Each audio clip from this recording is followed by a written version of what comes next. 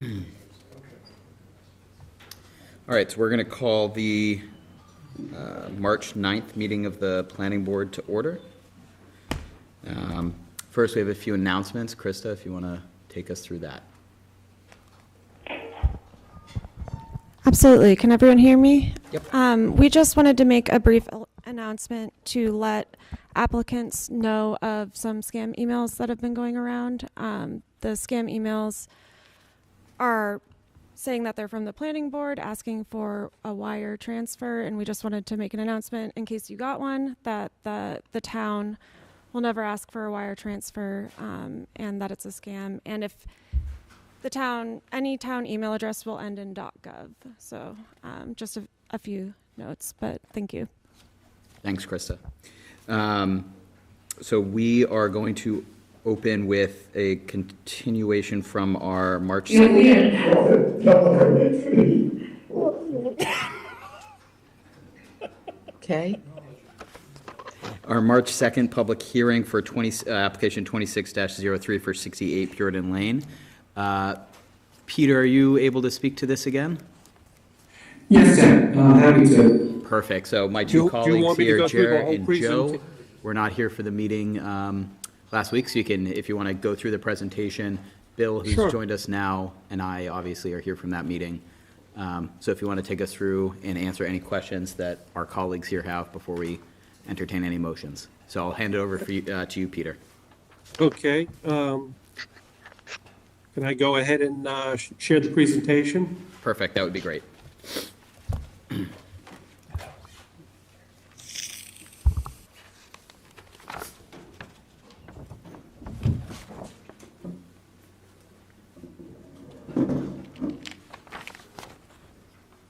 Okay, can everyone see our cover page? Yep. Okay, 68 Puritan Lane, the Olson Balista residence. The intent here is we're tearing out an existing swimming pool, taking down an existing shed, and preparing a in-law ADU and pool house combination. The way you'll come into the site, you'll come through to this outdoor patio, then you'll transition to a covered porch, and then the actual structure, which is on a center line to the new pool. All of the paving surfaces will be pervious, all the patios and walkways. We have Matt Pullis, the landscape architect, on board with me tonight. Matt, you want to go over your beautiful plan? Yeah, of course. So the landscape plan sort of shows everything around the proposed pool house. There's a pool and sort of assorted different levels of patio spaces and walkways. We're still, working through final material selections, but all the paving around the pool area is planned to be permeable paving. And if it's not permeable paving, it might be wood decking where there'll be crushed stone or some way for water to infiltrate below grade. And one thing that's sort of not shown in the landscape plan that we've sort of planning on develop is that there will be walkways and access on both sides of the house going from the front to the back. We're just waiting on survey information in the front to update that. And there will be pool enclosure around the entire rear yard and then gates on the side yards along either of those walkways. Can you outline where on the plan the gate or the fence is going to be? I know you did this last week, but is it kind of right around where the hedging is along the property lines? So on the left side, you see my cursor? Yep. Left sided. I don't know. And then on the right side, it's just cut off here, but it'd basically be in line with the house. I'm sorry, Peter, could you repeat that? Sure. The volume just dropped. There's one gate here. Mhm. You can see my cursor on the bottom of the screen. Yep. And there'll be another gate up where you see the 7-7 dimension line. Great. And then the house doors will all be alarmed as required by code. Okay. I have reviewed this plan with Rich Baldacci and with Bob Faulkner, the fire protection. Great. As we go into the structure, I pointed out there's an open patio.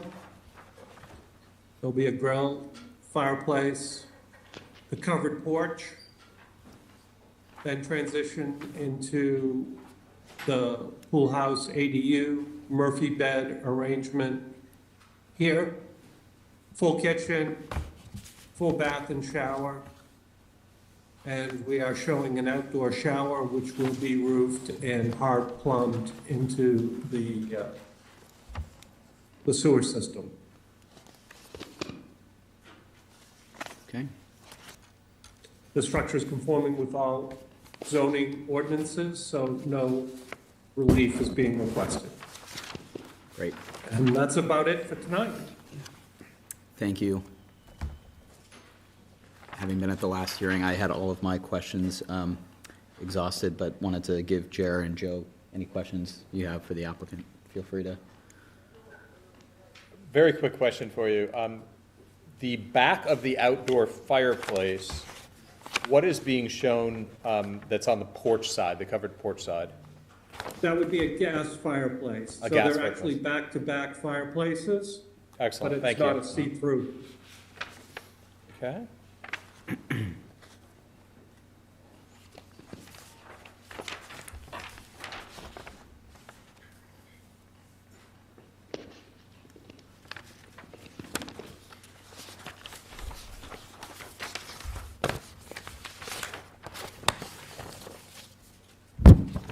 I believe Angela wanted us at the last meeting to make clear that she is not able to be here this evening, but she was supportive of this application, and if she were here, would vote to support it.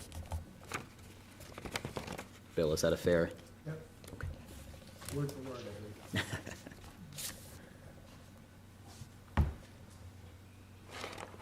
believe. So from my perspective, this is, feels like a very well-designed and thought-out landscape plan and architectural plan.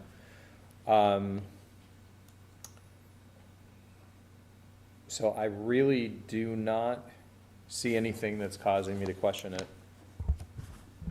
Great. Is there any members of the public who wish to speak on this application? Or online, can use the raise your hand function. All right, seeing none. Any other questions or comments from the board? Otherwise, I can entertain any motions.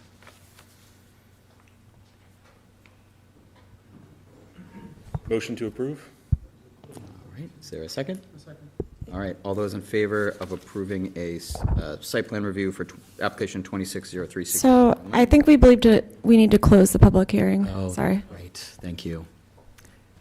So, I will entertain a motion to close the public hearing. So moved. Second, all those in favor? All right. All right, motion to approve. Second. All right, all those in favor approving site plan review for application 2603 68 Puritan Lane, say aye. Aye. Aye. Aye, all right, that is unanimous. Congratulations, Peter, thank you. Thank you, everyone. Appreciate all your support. Of course. You can take this one. Okay, yep. All right, opening up the hearing for 25-2180 Puritan Road by B. Scott Miller. I don't think the applicant's here. right, so the applicant is not here unless he is attending online. There has been a request to continue this petition. We don't have enough voting members at tonight's meeting since the chairperson is recused. Yep. So I have a request for hearing continuation that can be signed once this is continued to the next meeting. Okay. Did the applicant request the continuation or? Oh, okay. Okay, fine. Motion? Motion to continue. Second. All right, all those in favor? Aye. Welcome back. Thank you, Joe. All right, application 26-04 for 5 Huron Street. It's the applicant. Is there someone here to speak on behalf of the applicant? Great. Turn it over to you, Mr. Schutzer. It's a pleasure. Is it just the 4 regular members tonight? Just the 4 of us this evening. Mr. Polito is not here. That's correct. Okay. May it please the board, and for the record, my name is Attorney Kenneth Schutzer. I appear with my client, Anthony Velarde, who is to my right, to your left. He is the owner of 5 Huron Street. He's here with his fiancee, who is sitting next to him. They purchased the house approximately 2 years ago, and it wasn't shortly thereafter that Mr. Velarde came to my office to inquire as to the process of what is involved in putting a second level on the house to have a 2-family. Just for purpose of edification, it's in a A4 zoning district, and the 2-family is allowed by right. But insofar as the construction and relative to the new change in the zoning bylaw, any new construction will require a site plan special permit. We are here. The house was built approximately 1924. We had provided some pictures of the house in the package. It would be described as a bungalow. It is in a district that has many different types of architecture. There are many multi-family homes in that area. The reason it took approximately 2 years to get to this point is because the process itself is very expensive. It started with having first to identify an engineer to do the site plan, and then an architect. Mr. Velarde is a working man, and the costs were somewhat prohibitive, so it's sort of been done through him in stages of putting money aside and hiring people. I would just indicate, it's almost anecdotally, that a portion of that was the proceeds of his income tax return from last year, but he then had enough money in order to commence the project. He is seeking, as I said, a site plan special permit under section 5400. He wishes to convert his pre-existing non-conforming single-family home into a 2-family, partially in order to generate the additional revenue to support the home and to improve the value of the property. It is on its existing footprint. There'll be no change in the footprint. We're moving up vertically. We'll be putting on a second story and an attic above that. I provided you with both pictures of the existing structure. Those were actually taken from and included in the mortgage survey that was done on the appraisal, and that's where those pictures are from. I would indicate that there'll be no change in the landscaping to some degree, because there's really no more room to landscape than is already previously landscaped. We'll be including no more impervious surface than currently exists, because, as I said, we're just going vertically. I did receive a couple of comments that came in, I think today, 2 of which were from the town. One was from the police department, who indicated that they had no particular thoughts one way or the other. They just wanted to ensure that when the work is done, that it's properly policed, which would obviously be the case. And the second was from Mr. Kresser from the Department of Public Works, who had indicated that there is you can actually see it, there's a pipe that comes using as a gutter, which goes along the side, and Mr. Kresser indicated that he wished that pipe not empty out on the sidewalk. So what we were considering doing is putting in some kind of dry well. Now, we're not creating any more surface area, so we're not creating any more water, but apparently the water that currently exists and flowing from the roof will be crossing that sidewalk, and we'll clearly address that, and that could be a condition of any approval of the site plan special permit, assuming that the board is predisposed to grant that. The last was a letter from a woman who apparently is unable to be here this evening, and she indicated a concern with regard to parking. I would just say parenthetically that her bigger concern from this letter was the people from Lynn parking their cars in Swampscott, of which we have little or no control. I was thinking that one thing that could be done, if this is a problem on that street, is that we would address it by seeing if we could apply to have only permit parking for residents only. I don't know whether the other residents who live on Huron similarly feel that way, but if this one person considers it to be an issue, I guess it could be done through parking enforcement with the city of Lynn, if in fact that's causing the problem, or just having permitting for residents and residents guests only. That's sort of, and I gave you a package, and the package a lot of it was done by Mr. Velarde himself.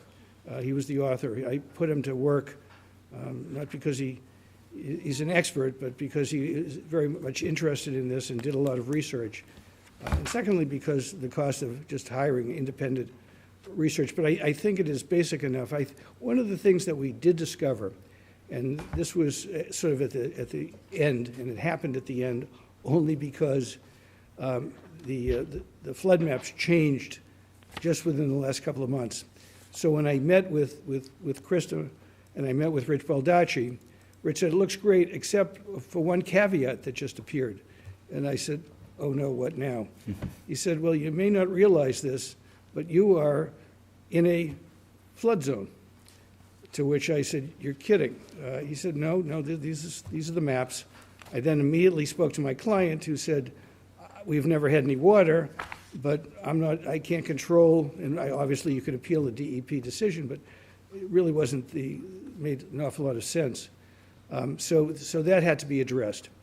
And that is being addressed. And the reason I bring that to your attention, because even if you don't bring it to your attention, I will, is that it will require that if the new construction were to exceed 50% of the valuation of the existing structure, we would have to jack the entire building up,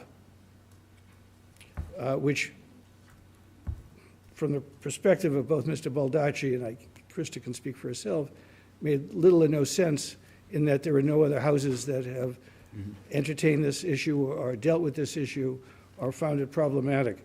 He's never had a drop of water in the basement. There's not a sump pump there. There hasn't been any flooding. It's not a problem, but it has to be addressed. So the way this is being addressed is that the project as currently contemplated and as provided within the packet of information that's being given to you is primarily just for the shell. It's being done for a couple of reasons. One of which I just explained. The other of which is, at this point, he doesn't have the funds in order to do the entire build-out. So it's being done over a period of time. It's similar to another project that we had with 6 units. This is just his home. He's going to continue to live there. The work will be done. It'll be done, and then we'll be coming back once we're ready to do the interior, when the financing is available. That's sort of an overview. I know you have a rather large agenda tonight. I can probably speak on this for longer, but generally what happens is you have some probative questions which either I or Mr. Velarde are here to answer. Thank you. Thank you. I think we can now open the public hearing. So all those in favor of opening the public hearing for application 2604 for 5 Huron Street. Is there a motion to open the public hearing? So moved. Is there a second? Second. All those in favor? Aye. Aye. Okay.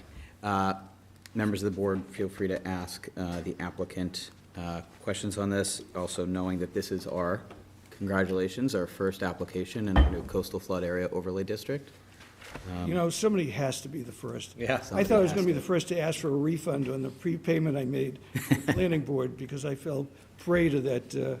I got one too. Yeah. So it goes. So could you just tell me again what the proposed solution is that you're looking at to address the public works concerns about the Well, we're water going flow? to, that pipe was there when we bought the house, and he spoke to one of his neighbors, and the neighbor, interestingly enough, put the PVC pipe under the sidewalk, so it now goes into the street. We really didn't want to dig up the sidewalk, so the second alternative is to rechannel it back to the back of the house, which then goes up so the water won't be flowing into the neighbors. Or Mr. Velarde thought that the other approach would be just to put in a dry well and let whatever excess water just go into that dry well. Okay. Either proposal, but what we're more than willing to do, and I was not aware that this was an issue, is that we will rechannel that, and I would have no problem with that being a condition of the application approval. Okay. What is the relief that you're seeking from our colleagues on the zoning board? If any? Well, there's no use issues. Right. And it falls under the Bellata case. Yep. Because it's a 1 or 2 family. Currently, it has parking for 2 cars. It's not the greatest parking scheme we've ever seen, but it's consistent with the parking scheme for anyone in that neighborhood. Is other neighbor similarly has to park in the back. So we have sufficient parking, but one of the things you learn over the years is to anticipate the unanticipated, and that generally is people have questions about things such as that. It requires 1 space per unit, and the other argument you could make would be that this house being built in 1924 preceded any parking requirements, and therefore the only parking relief we would need would be for 1 car, because now we're just adding 1 additional unit, and we clearly have space for that. But I incorporated that in the application. The other is, now with regard to the issue of the floodplain, that comes under the auspices of the building department and now the zoning board of appeals. So how many parking spots are? Well, on- currently on he is, site? currently shown on the plan are 2. Okay.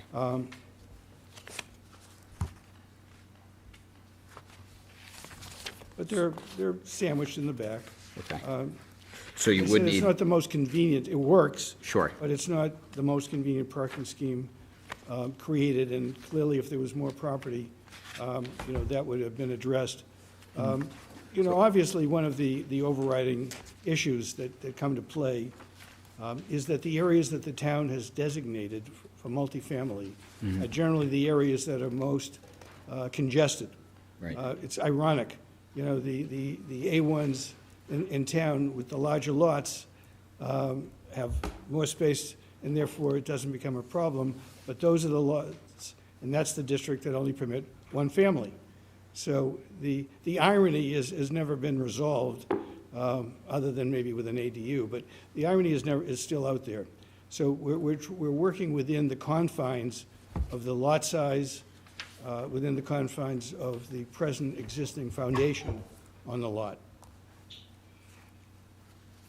The Board of Appeals could, in fact, waive any additional parking, and that was contemplated to give them that prerogative if they thought that was appropriate. Okay. Krista, could you refresh my memory, the parking requirement in the A4 district, is that still 1 or 1.5? No, it's 1 space per unit. 1 space per unit. For 1 and 2 family, it's 1 space. Okay. The parking, Mr. Schutzer, is on the bottom side of the drawing, on the left side of the drawing that's on the screen now.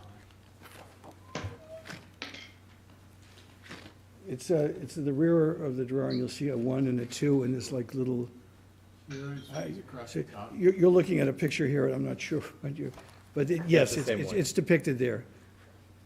But it's to the left of the building. And it's currently marked right-of-way.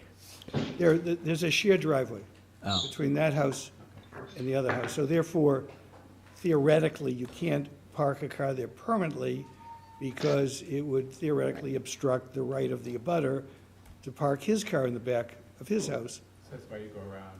So they both use that, 1 goes to the right, 1 goes to the left, they park their cars in the rear of the house, of their respective homes. Oh, so that's what the 1 is? No, the 1 is, maybe if I can,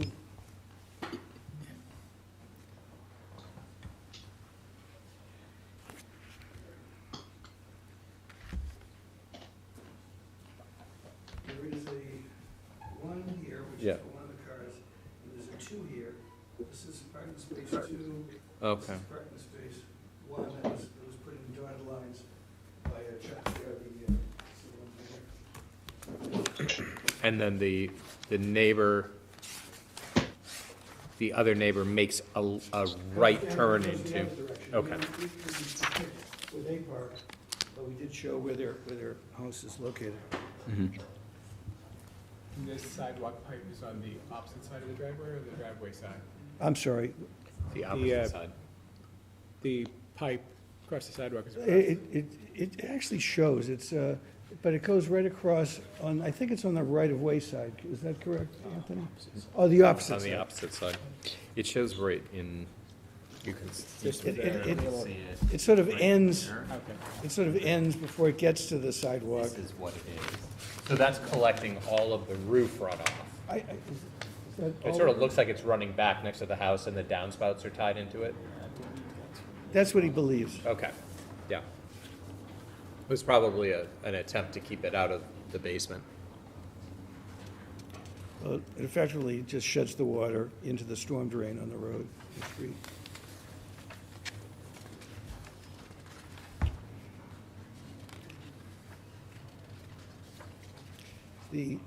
Ultimately, the first and second floor will mirror each other.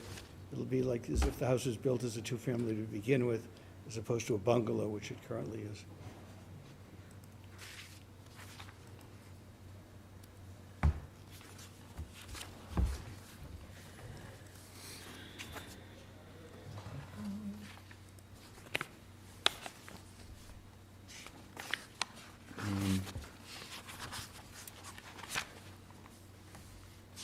Where are, I'm assuming you're putting in additional utility, compressor, air handler, something like that?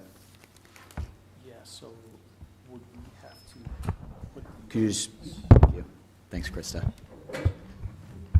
I'm asking. The answer will be ultimately yes, but Okay. it hasn't yet been, because the house, it's not going to be ready for occupancy until we come back again, probably to extend the request for the site plan, so we can then do the interior work. This is just for the shell The work. shell, okay. Understanding that, do you have a concept of where the utilities would go on the exterior of the house? Or is it too early in the process to be able to? Do we have any sense of where they'd be going? Wouldn't they be going where they currently enter the house? From the pole? You're saying, Yeah. are you talking about? Air handler, compressor, all that sort of stuff? Heating? For HVAC? Yes. Okay, so this is an HVAC question, not a utility like. I didn't understand that initially. Electric is here. You know, there may very well be they may put a mini split in, which is a far less expensive, and just for the second unit. Right. And they're virtually generate no noise, but Yep. we can put that suitcase HVAC mini split wherever it. Right. No, I just asked because usually we like to see those locations on a site plan, so we can ensure they're screened in for neighbors and that sort of thing. We will agree that we will, before Okay. that is done, that we will Yep. revisit its placement. Okay, great. So the idea right now is, we're looking at the shell of the building, and there will be like a landscape plan and I those don't other anticipate- elements later? Sure, I don't anticipate there'll be a change in the landscaping, only because the foundation doesn't change and the lot doesn't get any bigger. If you look at the existing pictures of the house, you can get a sense of the limited landscaping that's there and the limit to how much landscaping could ultimately be put in. So the proposed plot plan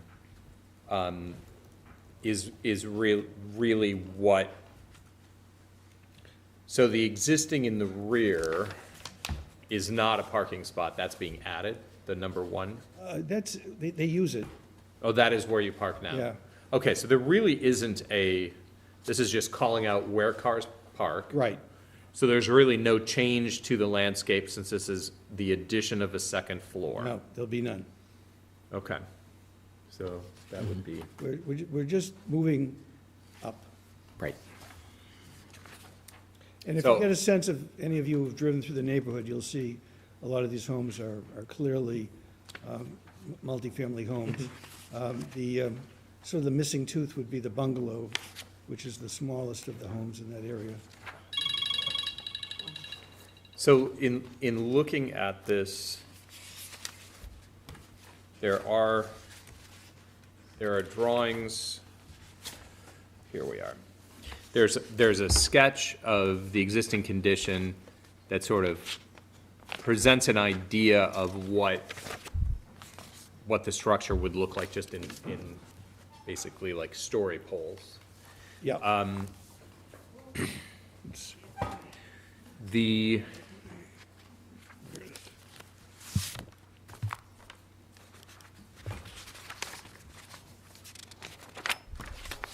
And it appears like these are funny images because of the way they collapse buildings and trees and so forth. So it's a little bit hard to tell on that. In relation, if I go 2 doors down, I see a 2-story with a hipped roof. This is actually a 2.5-story. Yes. But that seems to be in there.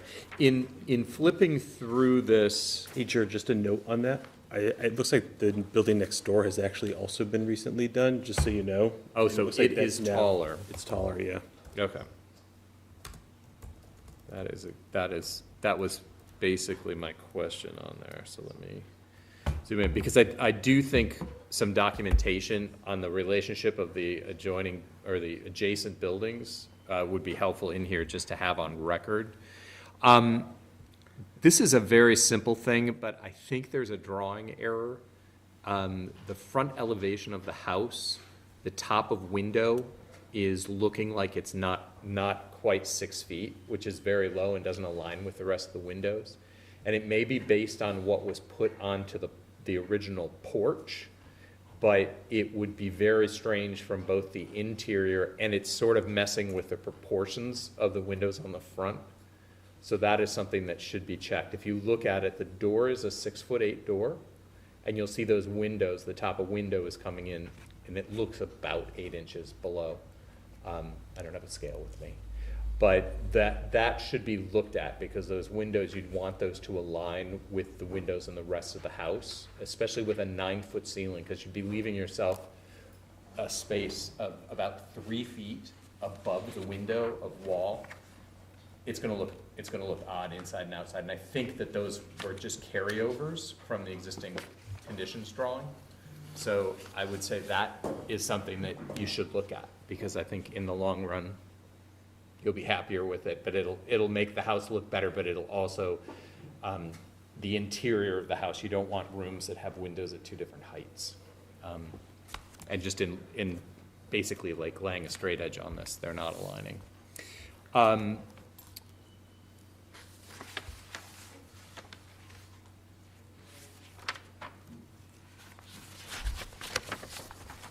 For this district, I think this gesture aligns well with the goals of increasing housing, and the footprint of the house to what the proportions are to make it into a 2-story is working well. The window detail would be the one thing that I would say to sort of evaluate and decide upon. You also have 3 windows in the stairwell and 3 windows in the living room, and an off-center door. You might play that a little bit differently, which could save you some money, but you have abundant amount of windows in a stairwell. And the other thing is that watch the actual sill heights, because of the stair itself, could be in collision. So your bottom of window may actually be, if you have 3, it may actually be below the steps. So that should be evaluated and looked at, and it'll help that front elevation, sort of figuring it out. So since we're talking shell, does that make sense what I'm saying? Yeah. Yeah. Okay. How many, More sense to him than it does to me, probably. how many bedrooms are in the new proposed unit? I'm sorry? How many bedrooms in the new unit? 4 total. 4, okay. And you've been advised about the I&I fee for new bedrooms? The $2,200. Yes, per bedroom, okay. Am I right about that the building next door is a 2-story building? Yes. Okay, all right. I can't tell because the images haven't, it looks like they haven't been updated, but I just wasn't sure.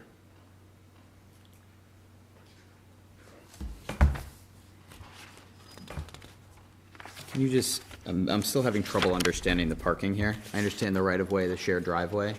Krista, could you just load up the locus? Could you just help me better understand? I see the one parking spot, where the second parking spot is. You want me to go back to the? Sure, whatever you're comfortable with, Ken. I'm gonna get my exit. Can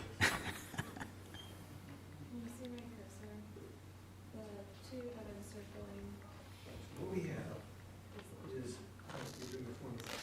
see this little number 2? Yeah, That's the initial box. That's parking space 2. Parking space 1 is going this way. It's going here. so, So okay. when you come down, this car parks first, then this car parks second over here. So, okay. So in functionality, it will function more like a tandem space than it will be a freestanding. I think that's Okay. a very stupid remark. Okay, Want to stay here or you're good. can I go back? Yeah, that's funky.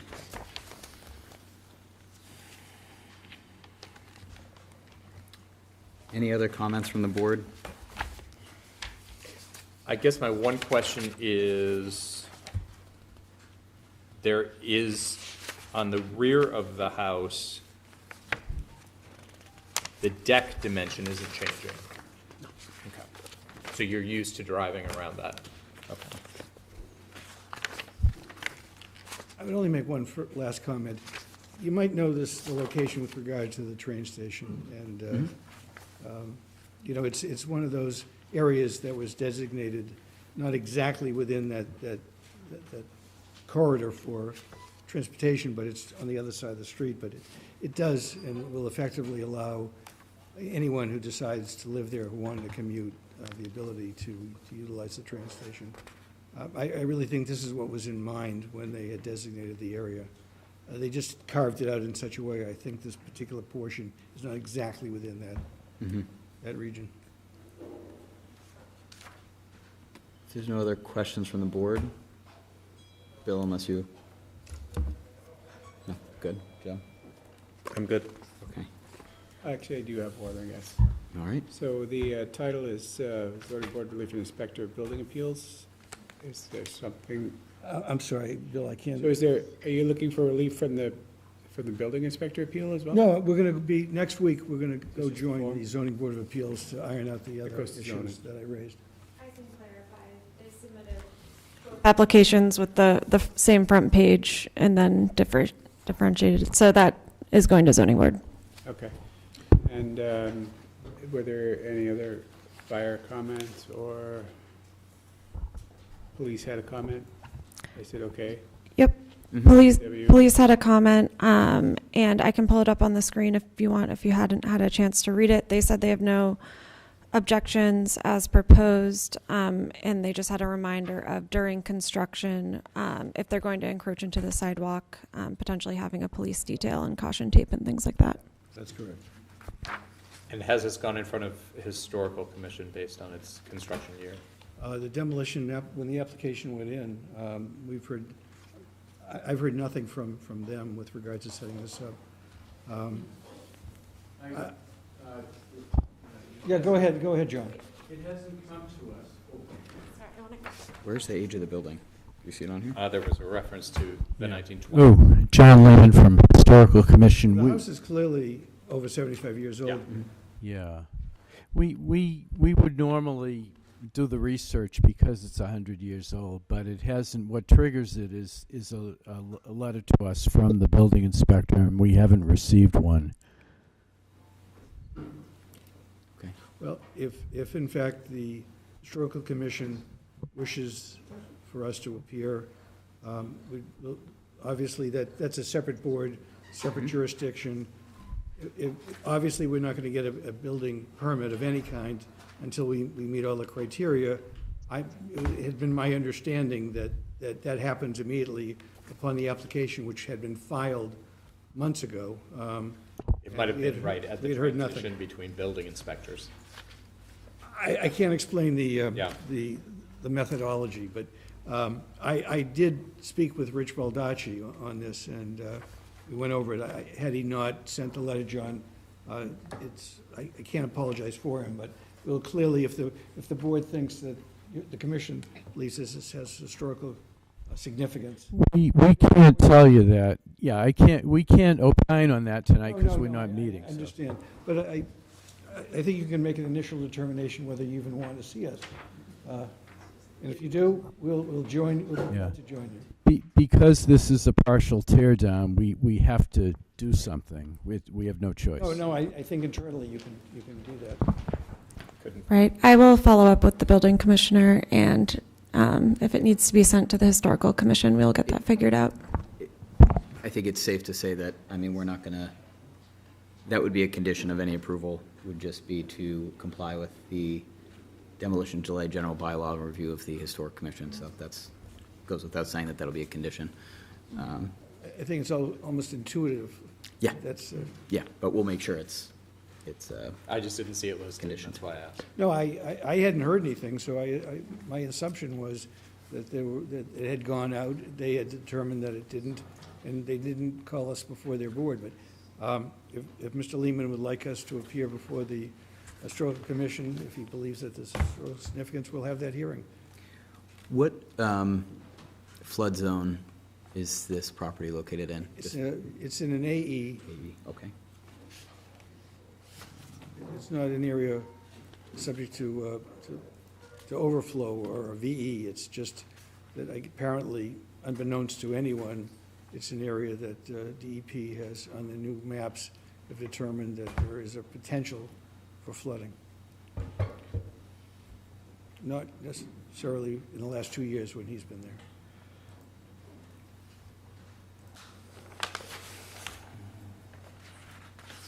But there'll be no exacerbation of any of the criteria that would increase the flow of water. We're not paving anything. So bear with us, as like I said, this is our first application in this new flood overlay zone. In regards to utilities, being in the AE zone, you're going to have to elevate the utilities outside of the base flood elevation. So I don't know what that is at your location, but something to just have in mind. I think otherwise. Elevated or just, just sealed? Elevate above the base flood elevation. Wait, get the exact language.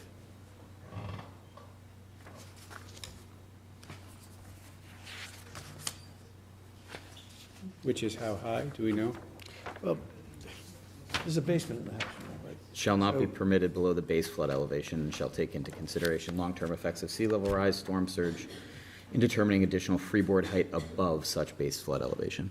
That So would, in your location, I think base flood is probably, it's triggered under certain criteria. This will not trigger it.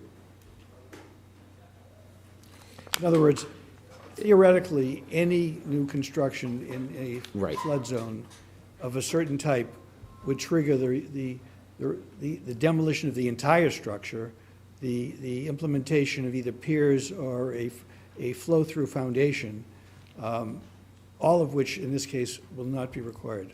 it is my understanding, based on the bylaw that was approved, that that is correct, but this is a shall apply with no designation as to the 50%, at least in regards strictly to the utility location. If in for the fact the building code. utilities need to be moved, but the utilities for the first floor that are already currently there, Right, I don't think we would have any, I think that would be Jurisdiction grandfathered. yes, agreed. So any new Just the new utilities clearly utilities. would be put in Right. place, which would not allow them to be impacted by the And there- potential for. There's a significant amount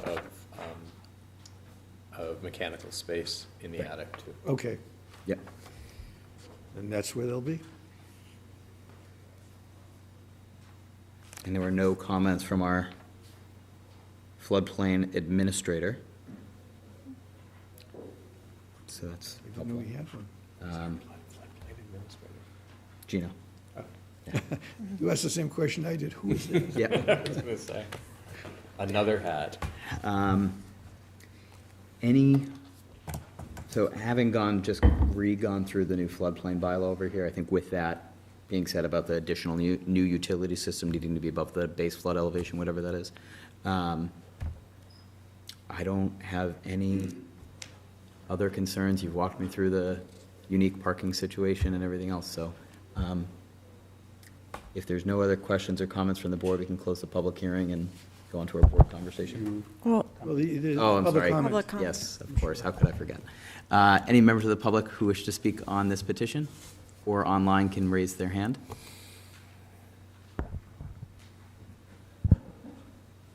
Okay, seeing none. Didn't realize how effective I was. Yes. Is there a motion to close the public hearing? So moved. Second. All right, all those in favor? Aye. Conversation of the board or motions? And if there are any motions, I would suggest that we go through section 5.4.0.0 on approval criteria.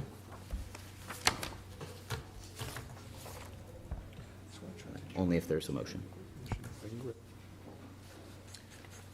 Motion to approve. Okay. Before looking for a second, I would just, now that there's a motion, I would just suggest we run through 5400, Yep. the approval criteria. Give me one moment. I will have that looked up. Before you continue, I have a clarification. I got a text from Marzi, and she says she believes that the historical commission review wasn't triggered because they haven't pulled a demo permit yet. Is that correct? I thought the application itself constituted the notification, which would then trigger. But My understanding was the demolition permit is what would trigger that, and the demolition permit would include any alteration to the roof line. right, I thought the very nature of the application constituted the notice, but All right. Regardless. it's Yeah, gonna be I- conditioned either- for the- either- academic. So, Either way, we'll figure it out, but I was yeah, asked it'll be to conditioned as clarify part of that. whatever decision comes out of here, so we'll make sure everyone has their opportunity.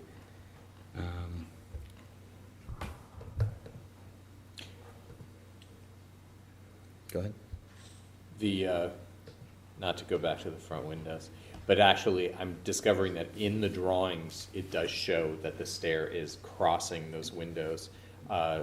So I don't know if we can, right now, there isn't a way to build that.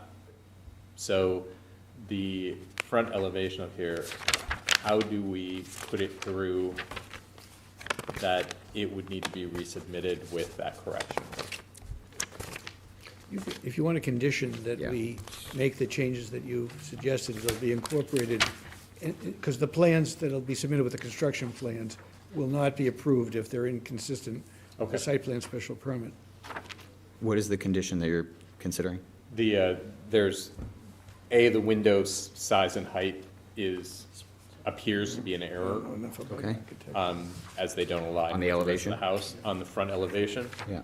And the windows that are in front of the staircase, Yeah. Oh, are in collision with the stairs. Actually, in the 3D renderings, you can see the stairs right. through the windows, because they show up the way they came through the CAD drawing. So those are probably gonna have to be like a smaller, which is nice, because you can sort of designate, you can read the building that this is the front door, this is the vertical circulation, this is the living spaces. So what is going to need to change to accomplish that? The height of the size of the windows, or just The height and size of the front elevation windows need to be corrected based on the stair circulation. Might I suggest that we'll administratively, prior to seeking the final construction plans, present to you for a sign-off? That would be good. I'm making Ted's job difficult, but. No, you're the free architect that comes with the town services. Free reviews. So, when we revisit Joe's motion, you can think about how to condition that in the verbiage that you find most. The height and size of the front elevations for the windows? On the front elevation. Okay, are corrected. Windows and the door are both. Just the windows. Okay. Going to 5480 for the criteria for approval, minimizing the volume of cut and fill, the number of removed trees, the extent of stormwater flow, increase from the site, soil erosion, threat of air, water pollution. I think we have No impact. no impact, and water flowing from the site is going to be corrected. Maximize pedestrian and vehicular safety on site and egressing from it, no change from existing. Minimize obstruction of scenic views from publicly accessible locations. If there's any impact to that. Minimize visual intrusion by controlling the visibility of parking, storage, and other outdoor service areas. So that would be a condition probably that we would put just for when the utilities get put in. Right. Ensuring they're screened either with lattice, fencing, shrubs, whatever fits your taste. Minimize glare from headlights and lighting intrusions. Are there any exterior lighting that you're proposing on that back deck that's going up the second and maybe third floor? If there is, it'll all be down, just so they Dark can go sky up the compliant. stairs without tripping. Okay, as long as they're dark sky compliant. Yes. Minimize unreasonable departure of character, materials, and scale of the building. I think we discussed that, but this seems to fit given the neighborhood and the height of adjacent structures. Minimize contamination of groundwater from on-site wastewater disposal systems or operations on the premises involving the use, storage, handling of hazardous substances. Do not think that applies here. Ensure compliance with the provisions of the zoning bylaw, including parking and landscaping, which seems to fit here pending any changes you seek from the Zoning Board of Appeals. Minimize adverse traffic impact. There is none from this. And minimize the hazard of coastal flooding, taking into account effects of long-term sea level rise. And it sounds like you will do that with your utility changes. We will now. Perfect. So, Krista, could you walk us through the conditions that we have discussed here?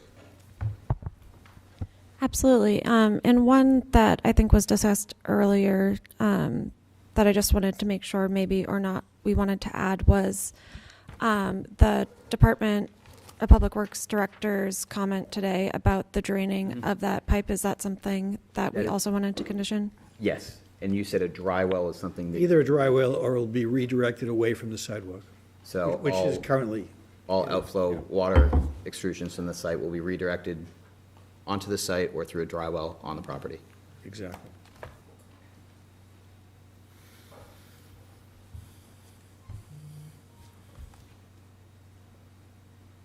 So is there room to redirect it on site?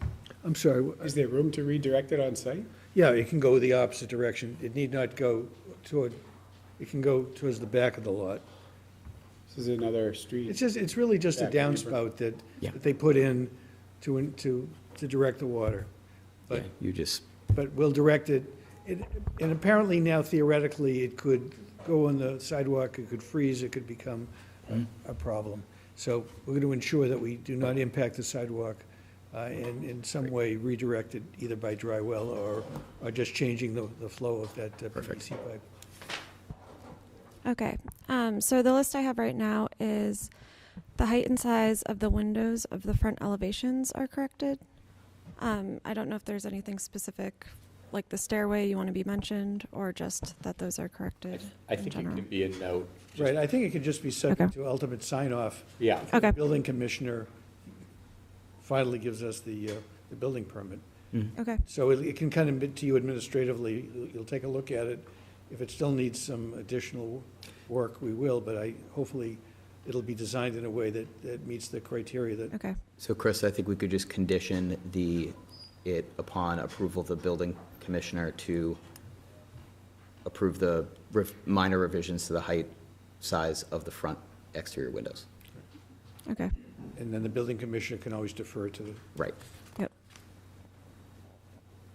Sorry, just writing. Okay, so the height and size of the front window elevations are corrected and will be approved by the building commissioner. And if it's going through the building conditioner, talk about to align with windows on the side elevations. Okay. And that'll make some sense to them.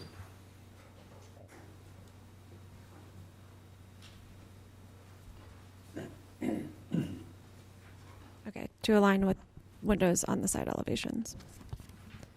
The next one was to ensure all utilities are screened from view. The third one was all outdoor lighting, specifically on the back deck and stairs, shall be dark sky compliant. And then the last one is all outflow of water extrusions on the site will be redirected on site or through a dry well. I think the only one that I would just add on there is the application, pending review from our colleagues on the Historic Commission, which I know will happen anyway. I just want to make sure that we have that noted here.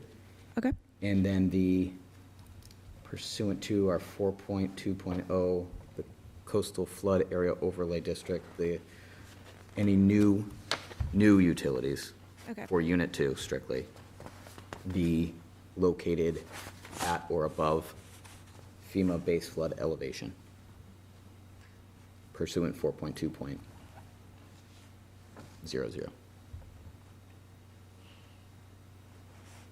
Those amenable to your, Pardon me? are those conditions amenable to the applicant? I think they are, and I think they're Okay. very fair and reasonable. All right. You had a motion, Joe? We can revisit Yep. your motion pending any, that lengthy list of conditions. Can I just condition it on that Yes. list? Yes. Okay, fine. Yes. All right, motion to approve petition 26-04 for 5 Huron Street, subject to the conditions that Krista just read. Second. All right, all those in favor? Aye. Thank you very much. Congratulations, thank you. Very good. John, I just want I wasn't gonna have to make you read all those. I don't know, over again. sometimes we go all the way through. I know. My memory is what I know. wanted. All right. So now, application 26-05 for 39 Estabrook Road by Paul Hoover. Is there someone here to speak to this application? Down from the back. Do you want, you can sit.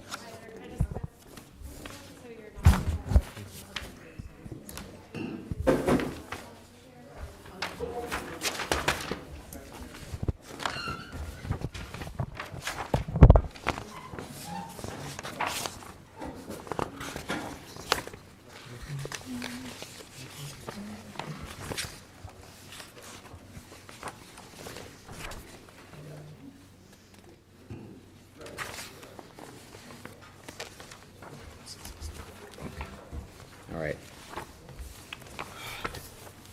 We, at this point, can take we'll have the applicant present. We will then open the public hearing and take it from there. Motion to open a public hearing. Is there a second? Second. All right, all those in favor? Aye. Okay. Public hearing has begun. If you'd like, you're able to present whenever you're ready. Walk us through your plan. Nope, push it to mute. Okay, got it. You're good. Good afternoon, everyone. The subject property is located at 39 Estabrook Road in Swampscott. We are here to apply for site plan special permit. What we are proposing is it's a 1950s split level home with that craftsman style aesthetic to it. We're proposing to demolish the existing garage, the existing 540 square required to be able to lay out those 2 bedrooms Got it. on the second floor. So it's coming closer to the It's coming sidewalk. closer, slightly closer to the sidewalk, but the property line is actually approximately in the middle of that existing driveway, so there's a pretty substantial buffer zone from the street to the facade. What is that front yard setback? Okay, great. The zoning district requires 20. 20, right, yep. Okay. Any other any questions from the board? just to jump on Ted's question, so there's no increase in like impervious area or anything, right? No, because there's no, I mean, the building footprint is increased by 120 square feet. So we are decreasing the impervious area. Yeah, yeah. So, That's correct. and it's still far below the 30% max coverage.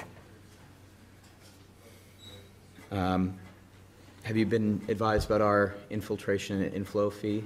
It's $2,200 per bedroom that's being added. That's a fee paid directly to the town at the time that you get a building permit.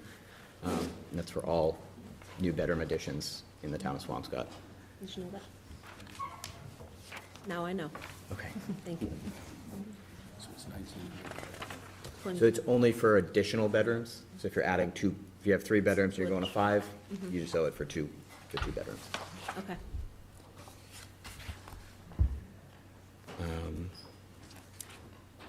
Are you proposing any additional exterior lighting from what is currently on site? There would be a light in the back where we're adding that rear access mudroom door. So it would make sense to have some sort of an illumination in that, but nothing substantial that would. Okay. Just, we require all exterior lighting to be dark sky compliant, just pointing the light downward. This was a very well put together plan, so I don't think I have any other questions or comments. It looks very nice, so very good job on the design. It looks great. Other board members?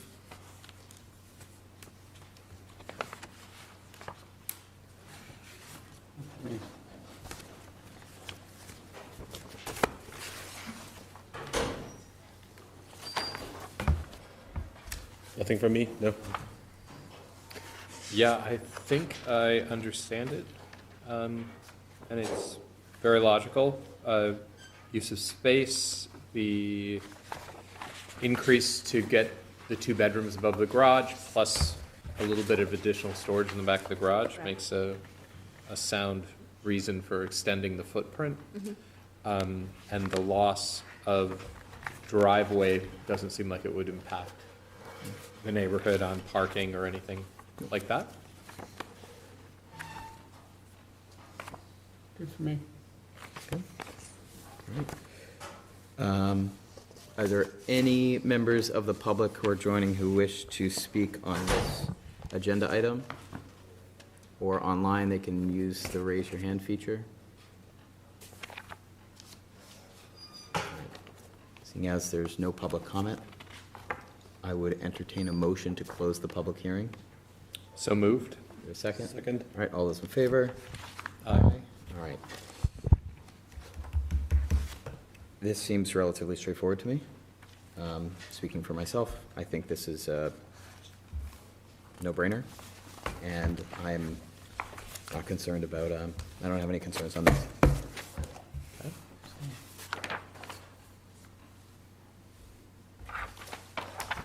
Motion to approve? Any Is conditions? there a second? What? Any conditions? No conditions? I don't see have any nothing to warrant condition on this. The light sky, night sky, Dark sky, yeah, dark sky yeah. I guess we can put is that on. the, is the one condition that, Yeah. that any lighting that is added needs to be Dark sky compliant. dark sky compliant. Right. That And, is in our bylaw, but I just, sometimes we'd like to make and sure. we can talk about this during admin, but we can have a list of standard conditions that Yeah. we could approve with everything Yeah. that we can create. I think even slightly off topic, I know that's required in our lighting, environmental regulations for lighting in the zoning bylaw. Just sometimes lighting's an easy thing to change on your own, and I'll have to think about, oh, I have to go to the zoning board for that, so I think Yeah, it's it's worth a- just adding just to. It's for enforcement, Sure. yeah. It's good to have as a With part the of the residential ones, you know, with the Right. commercial ones, we get the plan, but with Totally. residential, Yeah. we don't, so. Best practice. Other than the dark sky compliant lighting, I think there's no other conditions that I can think of for this. Nope. So I would second the motion with dark. Yep, motion to approve, subject to any lighting being dark sky compliant. Is there a second? Second. All right, all those in favor? Aye. Aye. Congratulations. Thank you. Thanks. All right, you're all set. Very nice. right.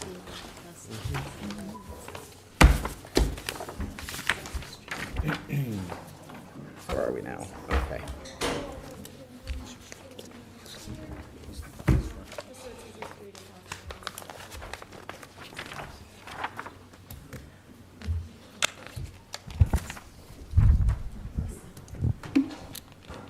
All right.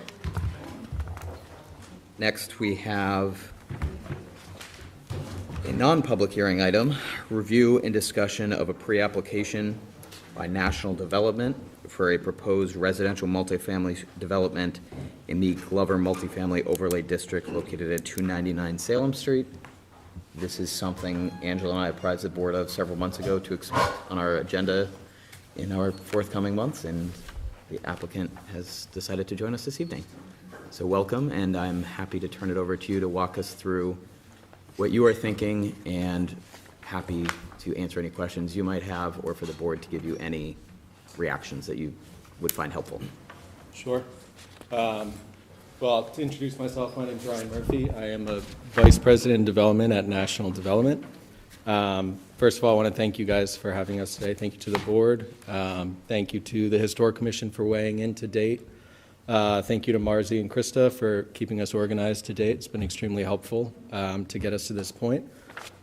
Just want to introduce the team we have here. National Development has partnered with Princeton Properties on this project. Princeton is a very, very successful operator of multifamily projects. We've done a couple of deals with them so far, and we're excited for this one. It brings a level of quality to the project that we're excited about. National Development, a little bit about us. We are not a national organization, even though it's in our name. We've been around for a little over 40 years, and the majority of our work has been in the Commonwealth, so we are very much a local developer based out of Newton, Lower Falls. That's our only office.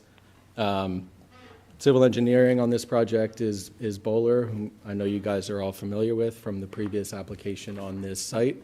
And then the architect that we've brought on is PCA, who I also know you guys are familiar with from some other projects across town. So my primary goal tonight is to get some preliminary feedback from the planning board on our plan. As Ted indicated, we've had a number of conversations with staff behind closed doors, but this is really our first opportunity to speak in front of the public and to get our plan out there for feedback from all of you. So we look forward to that feedback. We're gearing up to start pushing an application forward on this project. So we want to make sure that our application is aligned with any thoughts that you guys have on the project, just to make the process go smoother. We also want to get into the process a little bit and just understand how you guys are viewing site plan approval here, traffic studies, any other sort of procedural expectations that you guys have for the job as we move this forward. So just for context, everybody knows where the Glover farmhouse is, but we always include an aerial to show the location.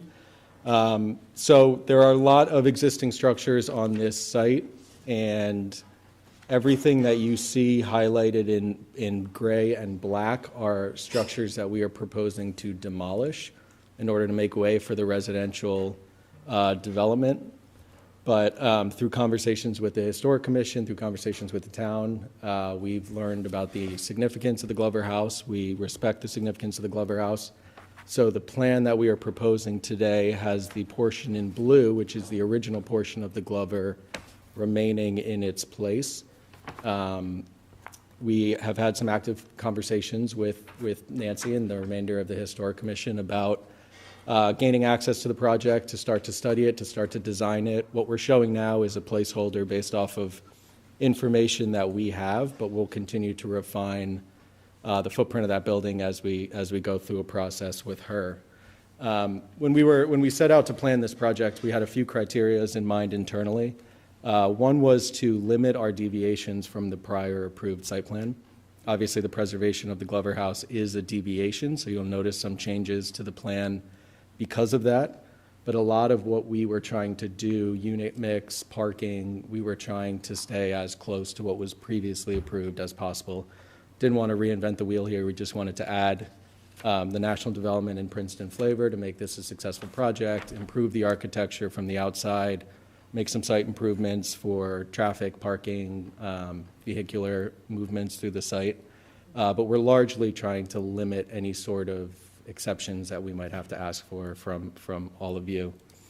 So the design standards from both Swampscott and Marblehead also help to guide our discussions.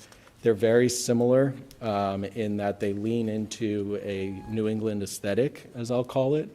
A lot of vertical variation, a lot of horizontal variation, pitched roofs that pitch to a certain degree, material variation, the idea of a building looking like a downtown or a series of buildings that came together over time, the use of color, the use of different sorts of hardy materials or different sorts of stone to add interest to the project. These are all elements that we have tried very consciously to incorporate into our architecture. And PCA, later on in the presentation, will walk you guys through the renderings and the elevations. And I think you'll start to really feel the influence of the Glover, the influence of Swampscott coming through these buildings.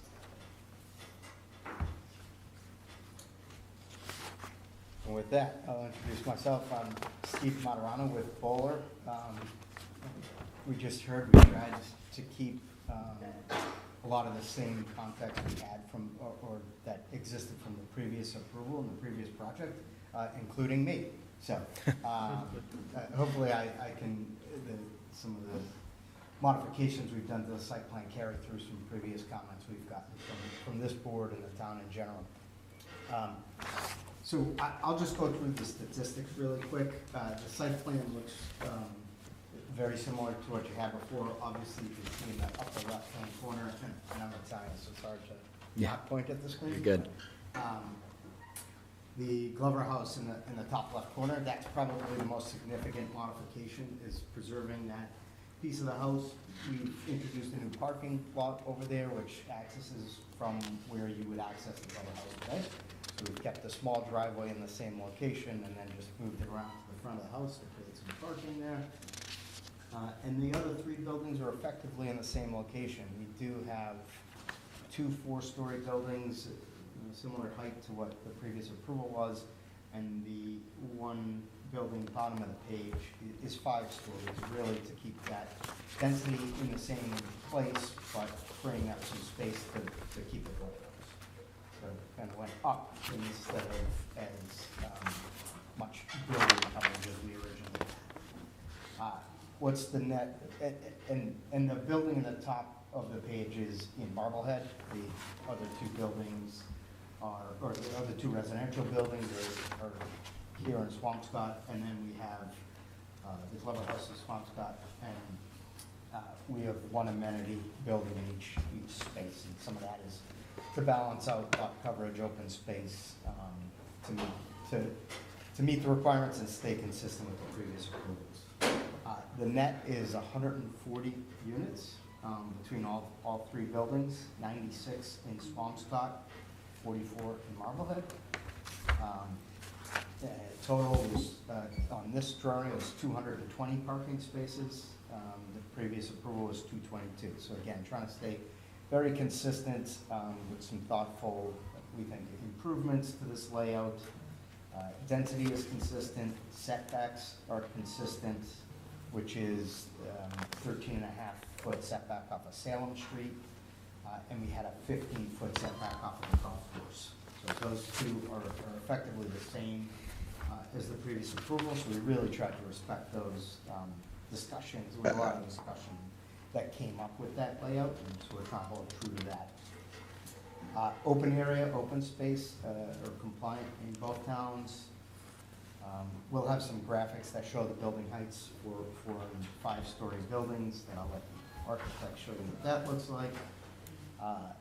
The curb cuts for the main campus, I mentioned the new one for the Glover House, but the other two curb cuts that really access the bulk of the residential, those are in the same place. We've maintained the pedestrian improvements, being crosswalks at Vinton and Salem. There were some improvements there. Those are still intact in this drawing, and same at our entrance off of Salem Street. There's some new crosswalks. And accessibility improvements that we had agreed upon previously. And then, lastly, the utilities, the approach, we'll need to refine it based on the new layout, but it's effectively going to be the same, meet the town's drainage requirements, and all the utility provisions. So that is a lot on a site plan, but generally, happy to answer questions afterwards, but I'll turn it over to David Snell from PCA. Hey everybody, nice to be with you all tonight. I'm joined by my colleague Laura Portney from PCA. So just want to start about the buildings, taking a look at where we've brought them to, pulling from the local context and, being inspired by a number of buildings throughout, Swampscott and Marblehead as we've been looking to really knit this into the community. So we're pulling inspiration from buildings that feature a variety of roof forms, a variety of colors and materials, and how they come together in unique combinations that create visual variety between the buildings. We're also you'll see we're treating the buildings slightly differently. They look like they belong together, although they're not all just carbon copies of one another. They have their own flair, pulling from some of the detailing that we've seen. So ideas like varied dormer shapes and roof lines, varied siding textures, and whether that trim is light in contrast or dark.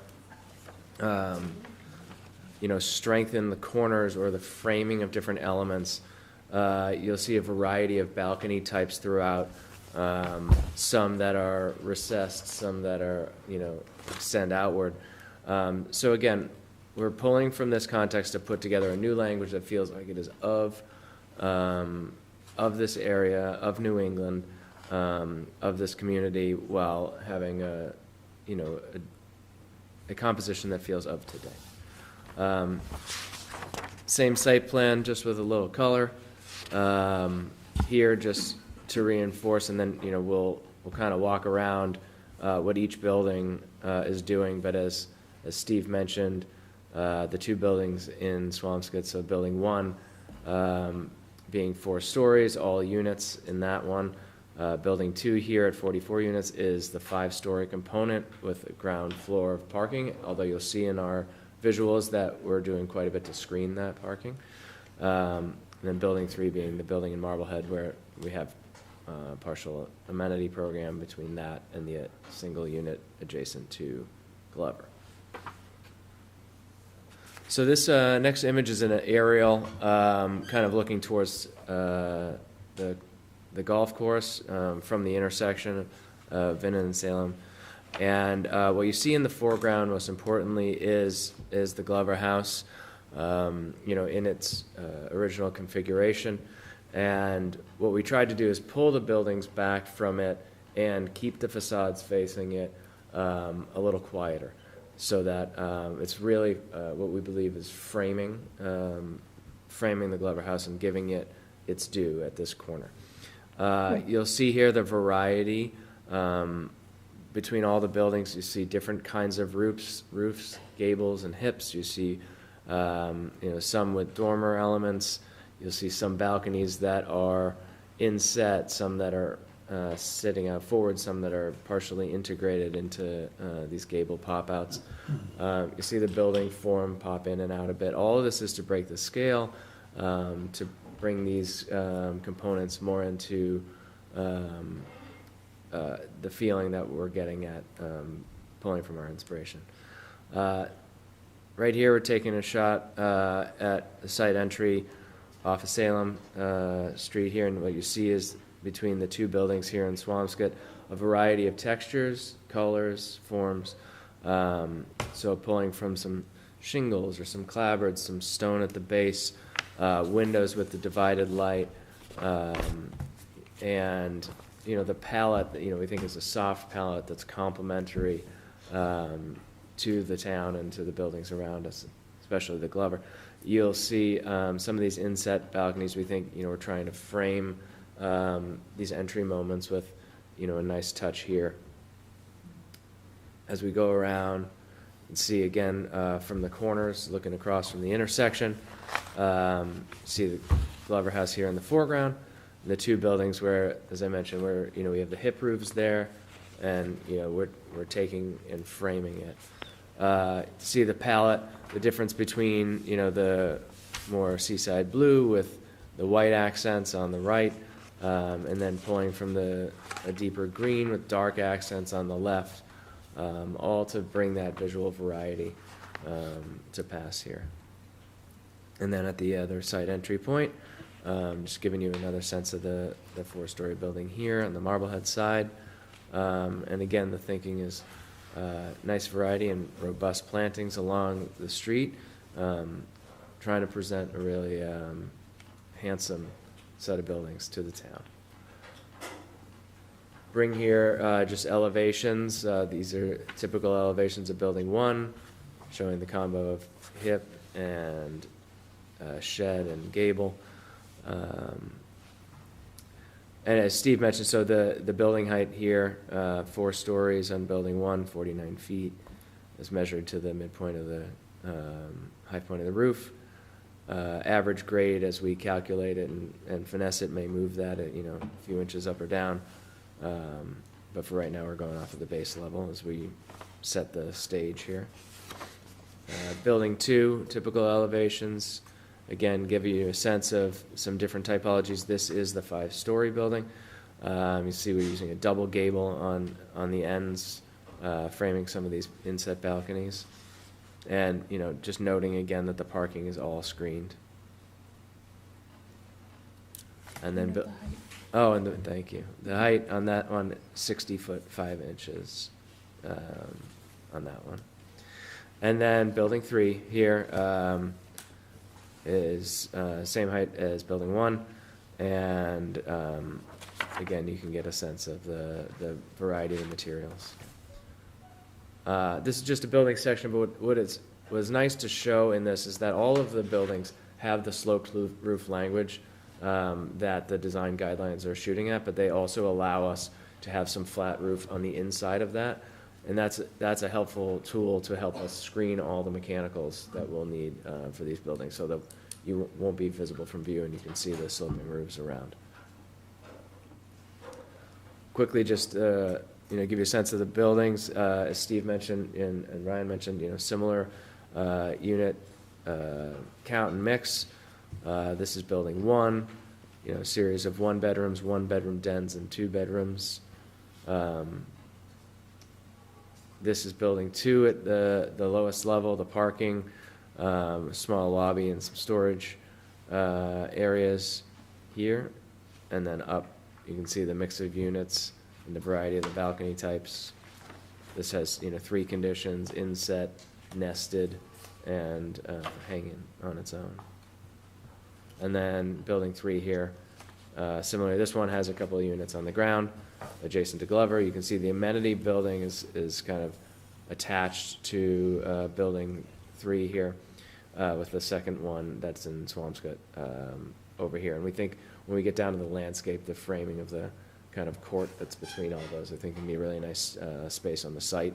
There's a lot of opportunity as we go into really creating, some nice places to be and to circulate between. And then just leave you with this, some thinking about the materials that you see here, a combination of shingles, lap siding, board and batten, vertical siding, some brick, stone veneer, and then asphalt shingles on the roofs. So with that, that's what we're here to share. I don't know if Ryan, you want to wrap up? That's it. Thank you. So I think what would be helpful for you, and that we can engage in a conversation from us? I think what would be helpful for us is thoughts from the planning board on the height, because that's a significant waiver.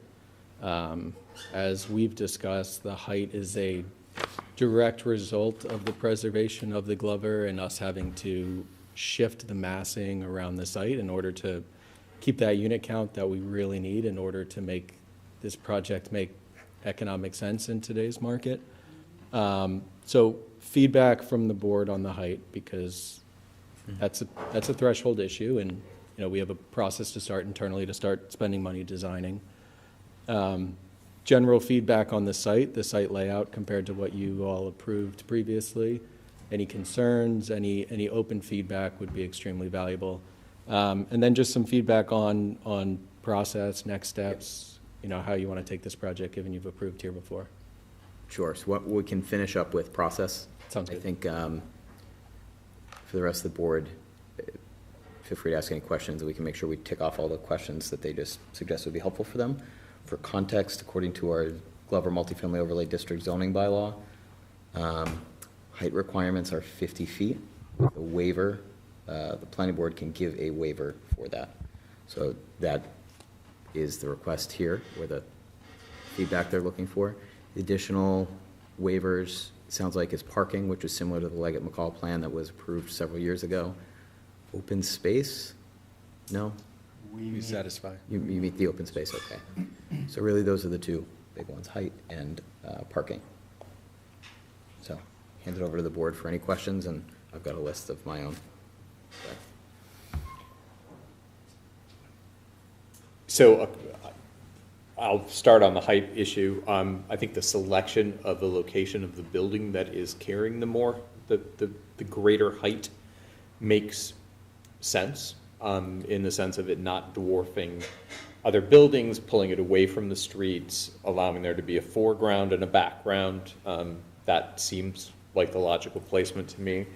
One of the things that, I will just state, I don't agree with our guidelines that are about, only sloped roofs, because I think it has created a design problem for you that made this project difficult to get, because unfortunately at this scale, the buildings tend to start looking like service drive budget hotels, because that is the language of it. And this is sort of a gateway project.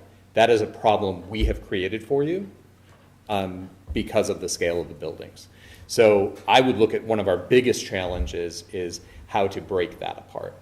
And I think though our guideline states no flat roofs, I would probably feel some of these buildings would benefit from a mixture of flat and peaked roofs, and a defense of the reason for that, to try to get some of the proportions feeling a little bit more mixed, because the challenge of building buildings of this scale, where there's this thought that they start looking like they're organic, when we're stuck on one roof pitch, it's a little problematic.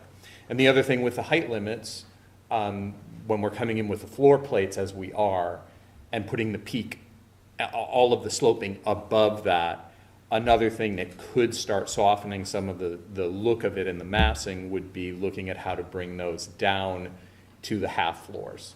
So bringing peaks a little bit lower and having that either third, what it would be fourth or fifth floor, interrupted by the slope, I think could start softening some of the size issues. So looking at these combinations, I know that the flat roof behind a sloped parapet works really well, but a flat roof behind a parapet works really well too. So those things I would really want to consider. I also think it's important with the material changes to look at the nature of the materials.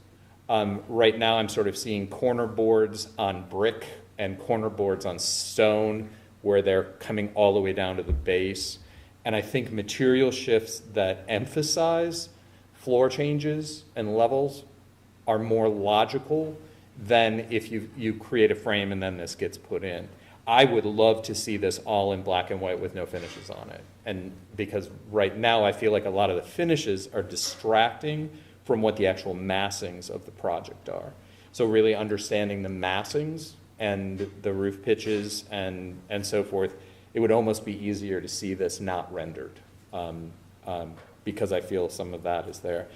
I find that the double hung window pairings everywhere creates a monotony that is being broken up in material. And I think there could be some very interesting thoughts about, I'm seeing a couple places where single windows are being used, but they're being used in exactly the same way on all the buildings. I think that there could be some things there. The other thing that I'm a little bit concerned about is I don't feel there's an emphasis on entrance or community space at entrance, or even coverage for weather or rain. I think that really allows people to know where they are. It's a wayfinding technique that I'm not seeing illustrated, and it can also have to do with where I am in the angles of these. So there's a number of things that are challenging for me when I'm looking at this. I would love to see. As I said, I'd love to see the massing of this more, because I feel like it's masked a little bit in the material, the way the material is rendered. So I apologize, because I do design reviews in a university setting, so that's what I sound like. It's helpful feedback. Just out of curiosity, the design guidelines that call for the pitched roofs that we've included here, if we are to deviate from them in a submission, are they simply guidelines, or does that require relief from the planning board? I would suggest to you that if you want to deviate from their design standards, so if we deviate from them, that would require a move from us at our town meeting or a rewrite of our zoning law, so that is not realistic to happen on a short timeline. But at the same time, I don't believe there's an interpretation where there are buildings that only have slopes. So I do think that it would be defendable for there to be a combination. Not that the predominant roof is flat, but everything being sloped, I think would be defendable. Read it to me. Whatever the design standards say is what we have to go with. The design document entitled Swampscott Smart Growth Overlay District Design Standards. Design standards are applicable to all development projects within GMOD, Glover Multifamily Overlay District, that are subject to plan review by the planning board. So we would either have to, whatever the design guidelines say, which I have not read in some time. Can you pull the how quickly? Can you pull those up? We have them in here. We have the languages. Beautiful. Yeah. Because I think to your point, is it saying every portion of the roof has to slope, or is it saying that roof slopes are a priority? Correct? And is there a way that we could mix? I'm trying to find it. This is our interpretation. It's not on that. Of on that slide. it's It not was the a language lengthy document that my understanding was approved by town meeting in 2017, 16 or something. So I have not actually taken part in my time on the board. We'll have enough other questions that hopefully we can have that ready. I guess while we're waiting for that, I'll just say, I'll echo everything that Jer said. I knew that he would be able to say it better than I could. As far as the height goes, I don't have any problem with the height, especially if it's done in this way where the bigger building is sort of tucked in back. I think that's fine, and I'm supportive of development here generally. I don't like how the parking for the Glover is put right in front. I was looking at the old plans from 2022, and those had a lot more, at least it looked to me, I wasn't here then, had a lot more green space and paths and that sort of thing. Looked like more like sort of areas for people to walk and bike and all of that. And as some people have already noted, that front corner is really sort of a gateway into the town. To just have a parking lot right there seems it's like a little depressing. So I did notice that the parking. I know you're looking for a waiver on parking too, although I wasn't totally clear what that was, because it looks like you need 88 and because you have 112 proposed, and is I guess regardless, I thought when I was looking through initially that maybe some of that parking could be moved in back somewhere, whether there's dedicated parking for the Glover, just in the general parking for the site. I don't know if you were required to have a certain amount of parking for that space, or if you were just thinking that people would want to come out and that the Glover would need its own separate area. It was kind of two intents. One was we want the Glover to feel separated from the project. Just if the Glover gets a lot of traffic from visitors, it's keeping it separate from where our residents are, taking their dogs out is important.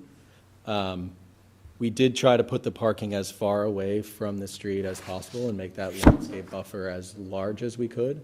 And maybe this is a conversation that happens during landscape plan review. The difficulty we face is that the Glover can't move, right? So unless we can get a larger variance on parking, there's not a lot of space in the center of the site to fit additional spaces. And we're already sort of at our limit for how small we can make our amenity space in an offering like this that we're comfortable, and how small we can make the buildings. Is the Glover required to have a certain number of spaces, or did you guys just decide that 10 is what you were putting in there? That's what we fit. Yeah. Site plan. So I guess I wanted to see if there's like ways to just have that parking go in the general parking, maybe on the edge or something, so it's not interfering with the rest of the site, but. So that parking for the Glover is included in the spaces for the apartments? It is, correct. The numbers. And I guess, first of all, I'm thrilled that you could save the Glover house. That's a huge, goes a long way to offset the height. I don't have any problem with that. Ted, just to make sure, are we allowed to give that much relief, or is it we limited to some percentage, or? So as it pertains to the exact wording of the zoning bylaw, we have permission to waive the height requirements, to waive all dimensional requirements. We don't have any thresholds that we have to adhere to. I think in the mentality that I have used on reviewing this, it has been to use the 20% that zoning board uses as a wayfinder almost. Yeah. But I wouldn't say there's no reasoning in the bylaw that means we have to be strict about that. That's just the mentality I've had. It's in range, right? Yeah. You're looking for 10.5 or something? Yes. Okay. And maybe this is not the right place for the question, but what's the intention for the Glover itself? Our intention is to negotiate and agree on a structure with the Historic Commission where they would renovate and operate the Glover. In whatever way they see fit. Yeah, as a historic site, as a museum, as whatever they decide. So it wouldn't be your? It would not be ours, no.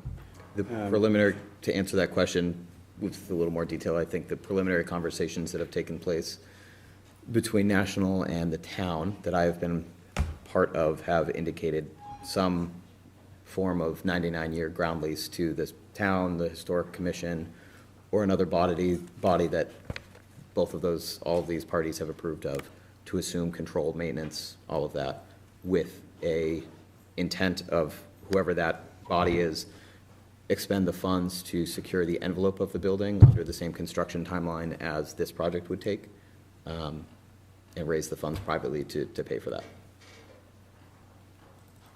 Okay. So see, there's going to have to be some parking there. Maybe not 10, though, because there is a pretty good-sized parking lot right across the street, across Vinton Street and across Salem Street as well. I think there's also at one point discussion about this back driveway here where the crosswalks are added. There's some old columns, some stone columns with some either brass or steel lighting. And they're not shown in the renderings, but maybe they could be used up at that Glover entrance to kind of preserve the flavor of the Glover property. And that was represented in the previous approval. I was going to say that is in the decision for the previous one. Yep. And I would heavily suggest you try and do your best to keep those. Yeah, of course. And was the gate also historical? The metal gate? Not to that period. No. I mean, those are not of that era. The pillars are, though. The stone pillars? Maybe not. So they've always been there, though. They've been there, I think, ever since it was the Sunbeam Hotel, or? It's part of it as a commercial. It adds to the flavor of the It's Glover, flavorful. right? So I would encourage to try and preserve that as much as possible. Maybe that minimizes the parking a little bit somehow, or hides the parking a little bit more. And the building height, certainly, we've got other buildings in town that are as tall, if not taller, and backing up to the golf course seems like a minimal kind of impact on the surrounding properties, in my opinion. Amenity buildings are what? The amenity buildings, well, first of all, they're split because of lot coverage and open space requirements. We would not have them split in an ideal world, but the intent is for the building in Swampscott to be a fitness center and the building in Marblehead to be leasing office, co-working, common kitchen, and in between them, which we'll show in the landscape plans, will be, outdoor grills, patio space, a trellis, some sort of gathering space for the community. As of now, they're still being designed, so they're just shown as placeholders at a specific size. This sort of white space at the back here between the parking lots, is that just like a place for dumpster? Yeah, trash enclosure. Trash. And then you've got some place to pile the snow up or cart it off-site? Around the perimeter of the parking. We have some interior landscape islands as well. So up on the trees and in the medians there.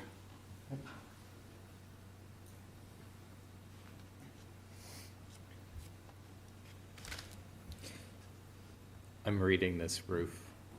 The first line is pretty damning. Well, the first line, and then you go to the third line.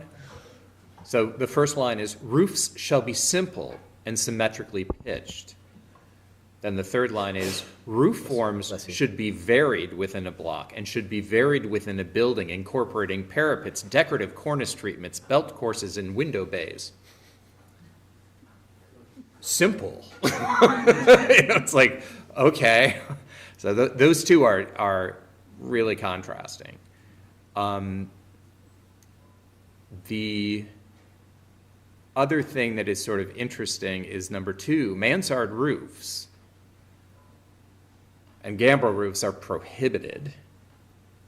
And when you have the slope behind a flat roof, it's, here's a mansard roof, here's a flat behind a slope. So I'm struggling with, and we have been approving these. I think this is only for this plot. Only for this plot, okay. And this was done just for historical context. When the town approved this as a 40R smart growth district, per law, we had to adopt design guidelines. This is the guidelines that were approved, and since GMOD was just adapting that. Got it. It's, But I think the conflict between the first and the third parapets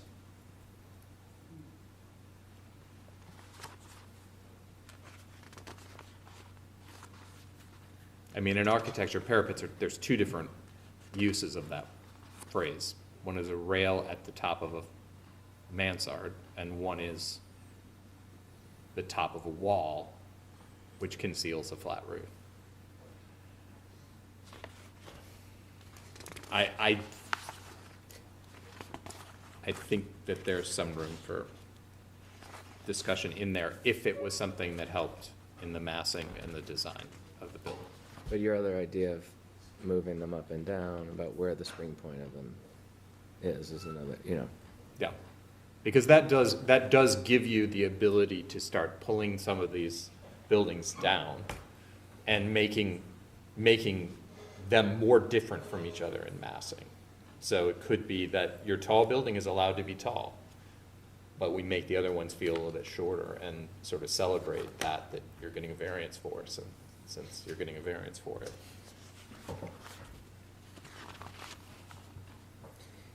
your renderings here, I don't think I saw an elevator shaft, or did I miss that on the roof of any of the buildings? No, we would need an overrun, but within the height of the, we're not providing roof access via the elevator. So within, the height of the slopes roofs. Is where it would be within, you wouldn't see it, it would be within it. Got it. And then, access to the roof would be through a roof hatch at the top of the stairs. Sure.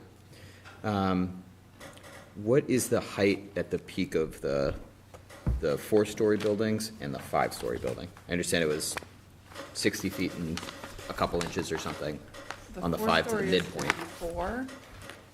So that's the Marblehead dimension, because we Right. measured at the peak. I don't know that we did the 61, or the, It's about 64 from memory. Okay.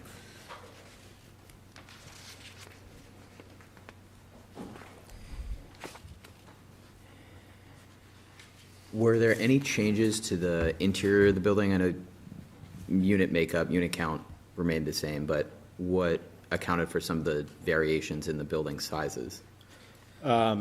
Size of units increased, average square footage of unit increased, which is something that we felt was very appropriate for this market. Thinking of this as somebody who's either, moved out of the city and in between buying a home but has a little bit of extra stuff, or somebody who's downsizing, empty nesters, has a bigger couch, a little more stuff, that kind of need. So the average unit size is a little bigger. Aside from that, these buildings are extremely efficient. There's not a lot of lost space inside the building, with the amenity being outside of the building. They're very simple geometrically. Okay. And what other changes are present in your design, other than obviously one of them's 5 stories, the other ones are 4. This preserves the Glover House. Between your design and the Leggett McCall approved design, are there any other changes of significance that are material? If you put the sites next to each other, Leggett and McCall had a pretty large amenity building and pool kind of right in the middle of their site plan. We felt it's more powerful to have amenities closer to at least one of the residential buildings, and then have the 2 buildings closer to each other. It creates better traffic flow in our minds. Outside of that, the biggest change is the Glover that shrunk that building and pulled a lot of the residential away from the corner. Got it, okay. And what is the setback on that building number 2 to Salem Street, that kind of lower left corner that's closest to Salem Street? What's the distance there? It's 14.5 feet. Is there a feasible way to pull that further back from that street? Without losing parking spots? Yeah, you do lose parking as you push it back. But we'll take a look as we draw the detailed plans. That was definitely something we wanted. So building 1 is about 13.5 feet setback, which is the same location as the previous approval. Yep. We were trying to do better. Yep. A foot further back. We'll keep looking for opportunities. I would suggest that's a good idea, to try and maximize whatever setback you can there without eating away at your parking waivers that you're already requesting. Point, Right. So it's not as visible as building 1, which. Building a wall. Building 1's actually shorter than the approved Right. building 1, so we've shortened the amount of building touching Salem Street. But we'll take a look at that point and see what we Okay. can do for additional room there.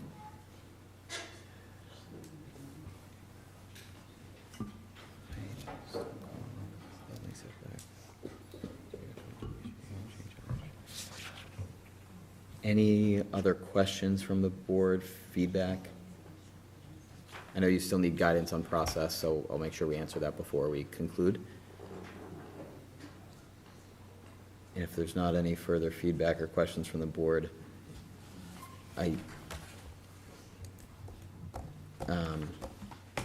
think it is warranted to have public comment on this, given we have some more attendance than our usual planning board meetings. So I will welcome that in a moment. I just want to make sure planning board has a chance to exhaust their questions and feedback beforehand. I think the one other thing that I just noticed in looking through it is I would like to see a level of sensitivity around the detailing of the windows that are going in, because the windows are very residential in nature that have been chosen, but they're lacking any casement, and they're lacking shadow lines based on that, and so forth. And I think that could start potentially shifting a sense of the scale a bit to have a little more detail around the windows. I mean, there's nice lintel work showing up at the brick, but once you're into the siding, it looks like it's a budding, and it's just basically uncased windows. And I think that might help bring that detail up a bit.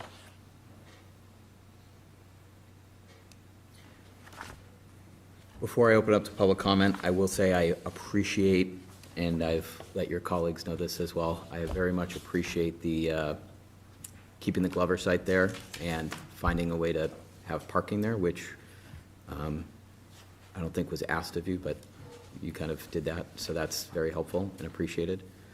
And I understand we're putting you in kind of a tough place with our flat roof design standards and asking you to keep the Glover house and telling you that the height makes us all uneasy, some of us more than others. The height makes me very uncomfortable. This is going to be the second tallest building in the town of Swampscott, second only to a 100-year-old elementary school that's about to be a hotel, which is 2 feet taller than this. So the height gives me very great pause to this. So you wanted feedback, so I wanted to make sure I was candid in giving that to you. How high is Greenwood? 65, I thought. We looked at it, it was lower. When we initially heard this, it was going to be 68 feet, so that was the trigger that I had looked at, but I believe I looked at this with Marzi, and I was... And the new elementary is shorter than this? Yes. Made sure to check that. By how much? A couple feet.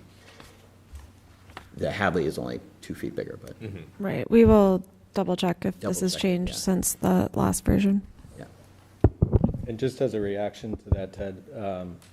And that wasn't a surprise to you. I know I've told your it was no colleagues surprise, that, yeah. so. The feedback is definitely appreciated, and we will study the architecture to see if we can get any, a foot here, a foot there out of the height. The height is a direct byproduct of the preservation of the Glover, so, that's why the previous application was able to work within the zoning constraints, and this one requires relief. It's just, the sacrifice we're having to make it work. Understood. Like I said, I know we're putting you in a difficult... And the pitch roofs. Yeah, a difficult position here. Yep. With all the different stakeholders we're working with. With that, I will open it up to public comment. We have a fair bit of time-sensitive items after this on our agenda, as this is our last meeting to get something approved to go on the town meeting warrant. So, with that being said, I will entertain public comment on this with a length of 90 seconds or less for your comment, just to ensure that as many people can speak to this as possible, while we can still conduct the remainder of our business that we need to hear this evening.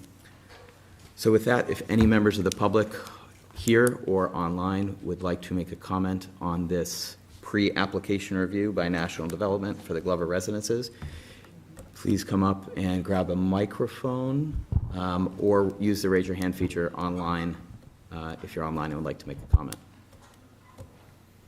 And if there's... Okay. So anyone raise your hand who's here in person? All right.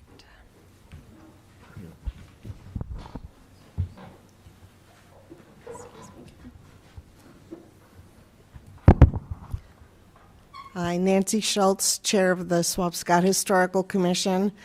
I just want to take a moment to thank National Development and the Planning Board for your work on this project and for your creativity in trying to find ways to preserve this site of major historic importance. And we are very grateful to all of you. The ideas we're hearing are brilliant, and thank you so much. Thank you, Nancy. Any other members in the room this evening before I turn to folks online?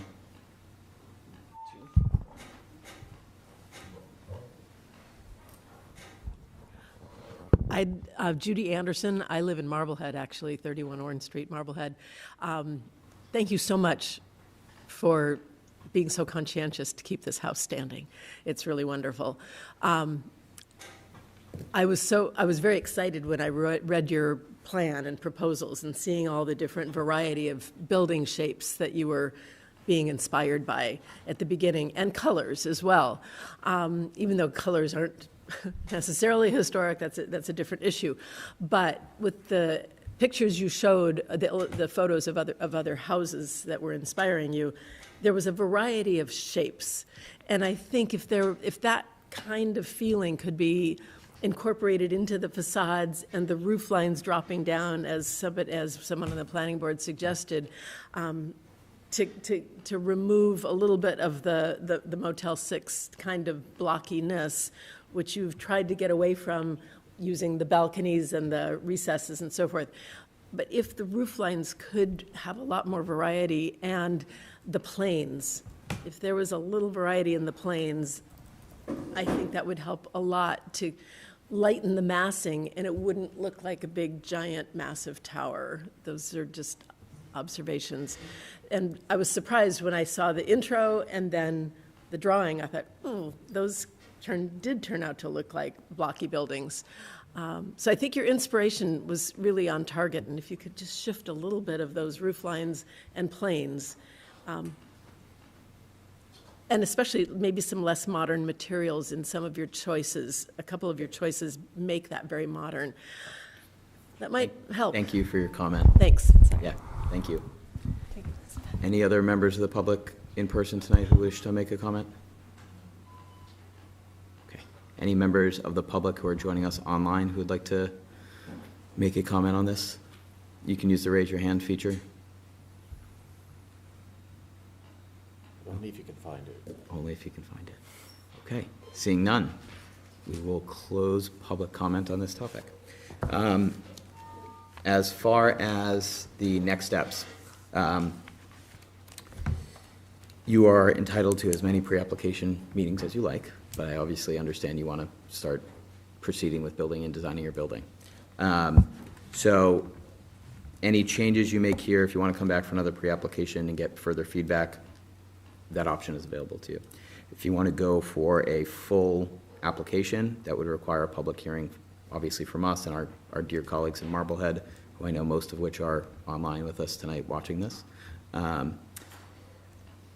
That would be filed through Krista's office, through the Office of Community Development. It'd be a public hearing with 2 weeks' notice in the papers before we could enter the hearing. The Leggett-McCall plan, referring that for historic timeline and context, as your colleague from Bowler might recall, I believe was 5 months from the opening of that hearing to the closing of that hearing and subsequent approval. That included a site visit, 2 site visits actually, which I don't know if the board would choose to do that with this project, but it may. But that's how long it took for the Leggett-McCall project to be approved, after which was a 20-day appeal period once the decision was filed with the town clerk. I believe our colleagues in Marblehead that time approved the Leggett-McCall plan prior to the town of Swampscott, so we were the last permit granting authority on that project. So hopefully that gives you some insight there. You are required to do a traffic study or ask for a waiver for a traffic study, which we're allowed to give, but the majority of the board would have to agree with that, and if you want reactions from that tonight, we'd be happy to give them. Well, on the topic of traffic, I really see 2 options. One is a full traffic impact analysis. One is a professional traffic memorandum that just identifies differences between traffic generated from our program and traffic generated from the previously approved plan. Given it's the same unit count, same curb cuts, that feels appropriate. It's just to be completely transparent, it's a faster option for us to get it produced, but would look for some feedback on that as we prepare. What does the board think on that topic? Because it would require a full waiver from the board, so we would have to vote to give them that waiver once the application is in. And just additional, I mean, we did it in town, we did a traffic study during COVID, which couldn't have been less effective because nobody was on the road. You know, it's like we had the machines out there counting the 3 cars a day that were driving. But, you know, I don't know what that concession was. So, Yeah, there was some state methodology that they allowed for traffic studies during that period of time that put it through a formula or something, was my recollection. Right. Yeah, and I know they included that intersection at least for the light upgrades. And I Right. think the one on Paradise as well, Paradise and Lauren or whatever. Yeah, I think we had 2 meetings where we devoted several hours to talking about traffic as a result of the project. So again, with one colleague missing, you're not going to get a full read on the board. I think I'm probably erring on the side of, I think more than an update to the existing report would be valuable for the community. And whatever waivers you get from us, obviously, our colleagues in Marblehead may have different feedback. The pains of 2 jurisdictions on one site. Yeah, I mean, the beautiful thing about a traffic impact assessment is that it's the same for both Yeah, communities. yes, You know. yeah. But what we waive, they may not, or vice versa, right? I have no idea. So, It'd be helpful to just know like what the traffic engineer is proposing in terms of an update, to make the call on whether or not it's a waiver or not. Just my thinking is just that, if the project had been built, it would have been built based on that. So if we're just making updates based on new data, then just talking about it right now, that seems okay to me. But yeah, it'd be helpful to know what exactly they're proposing in terms of a supplement. any other waivers that we talked about parking. Any other application waivers that you would request? I would suggest a landscape plan. When you get to a formal landscape plan, we have a approved tree list from our colleagues on a tree committee. Looking at that for species for new plantings I would heavily suggest.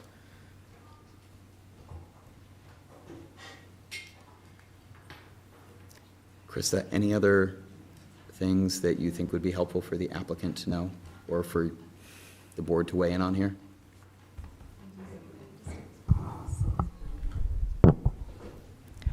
There's nothing additional that I can think of at this time. I will also defer to Marzi, who's on this call virtually, if she has anything to add.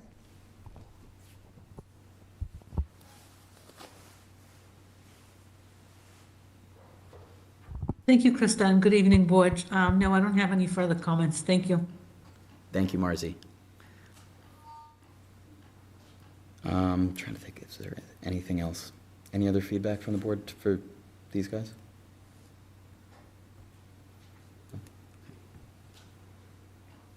Any other, sorry. I was just going to say, this is just basically to just get some thoughts on how we're feeling about this initial proposal, and then you just follow the formal process from there. Once it is formally submitted, then the formal process will begin. Yep. Yeah, I'm working on scheduling a similar meeting with Marblehead in the coming weeks, and then after that, we're going to be full steam ahead on working on revisions and preparing a formal application. Great, and I know I see at least 2, if not 3 of our colleagues from Marblehead online here, so I know they're probably eagerly awaiting a presentation as well. What, from a timeline perspective, what would your outlook be in terms of if you make some revisions this evening and go to a formal application, what are you thinking for terms of timeline? And that would be helpful for us so we can plan our agendas accordingly. I like to tell most applicants I hate having applicants be at more meetings than they need to be just for the sake of having meetings. So I want to make sure we devote the appropriate amount of agenda space. Yeah, it's subject to when we are able to go sit in front of Marblehead, but following that, I would assume 8 to 12 weeks after that meeting, we would be back in front of you. Okay. And permitting through Marblehead happen concurrently with? That's our intent. Okay. That's our intent. Got it. And do you have to have any conversations with the city of Salem for the tiny little sliver and? Just DPW conversations. Okay, for the curb cuts? Yeah. How would utilities get split up? Have you figured that out across the different jurisdictions? We had that figured out previously. Right. Lots of conversations about it. I remember there was some, electricity came from one town did the water, some sort of configuration like that. I believe our intent will be to keep the same, since Okay. there was a lot of time and effort in all towns and cities, Mhm. to where utilities were going, what provider was feeding which buildings. I don't have it all in my head, but You would mimic the same. we're intending to keep it exactly how it was approved.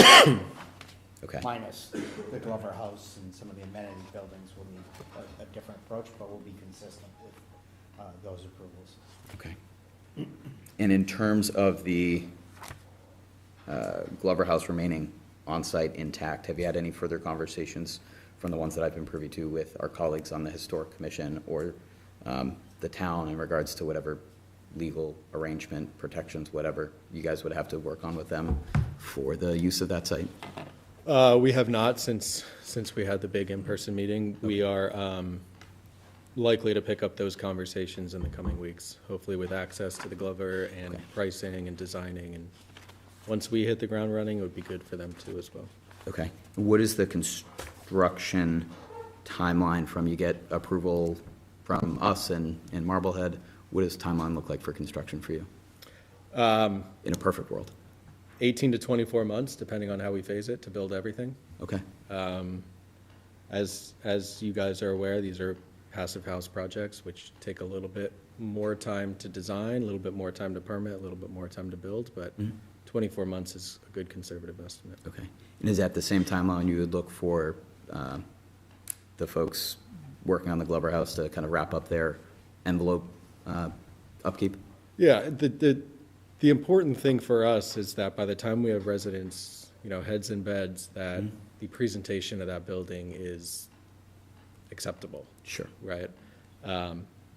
Exactly what the ground lease ends up saying for acceptable is still to be discussed, but if it's just the envelope complete and they're doing work on the inside to get it ready to open for public use, that's fine, as long as our residents aren't looking out their window at active construction, existing condition or active construction. Yeah. Yep, I understand.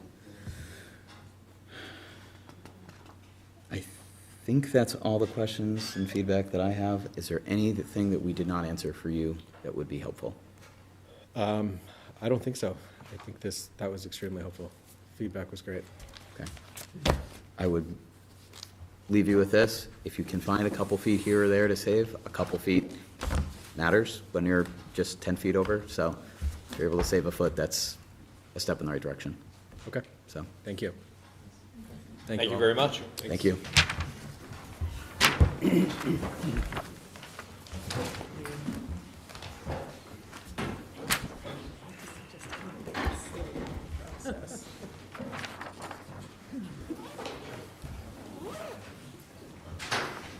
Thanks for coming.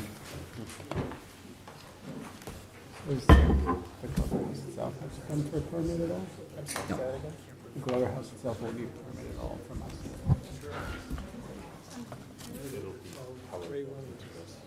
What's that? It'll be built, the Glover will be The example? the restoration. Yes, it will be. It's a huge demolition plan. It would probably be a condition of the site plan to have the Glover on site. So any deviation from that will require an update to the site plan. Good to see you, my friend. I'm waiting for your bills for all of the services you provide. It's not a gift. It's a curse. Yeah, every time I look at drawings, I'm like, Exciting times.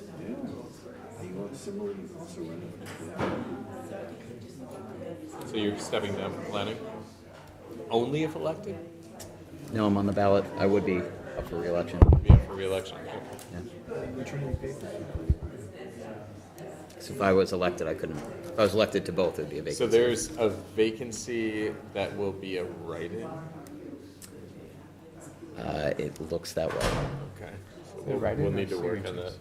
Yeah. You guys got a short window Mm-hmm. to let somebody know, so we would. I know. Is it too late to pull? It's too late to pull papers, yeah. Because I found out yesterday, thank you very much. Have to be write-in. Has to be a He write-in. didn't tell his wife either, so. What I. Don't get me in hot water on that one. Yeah, I was, yeah. She's probably watching at home cursing I at was me right now. Be careful right now. Aren't we still on? We're still Yeah. live. Well, we Yes, still have a sorry. few other things to go through. Thanks, Ken. Yes. That's good. If you have suggestions for write-ins, let us reach out to me. You shouldn't use me as a Well, I think of you as a thoughtful resident. So. Thank you. That's the nicest thing anybody's ever said about him. No, I mean that's what I'm asking. That's from the standpoint of you. Just think about it and. Did I tell you what money for No. Ken, campaign after our meeting's done.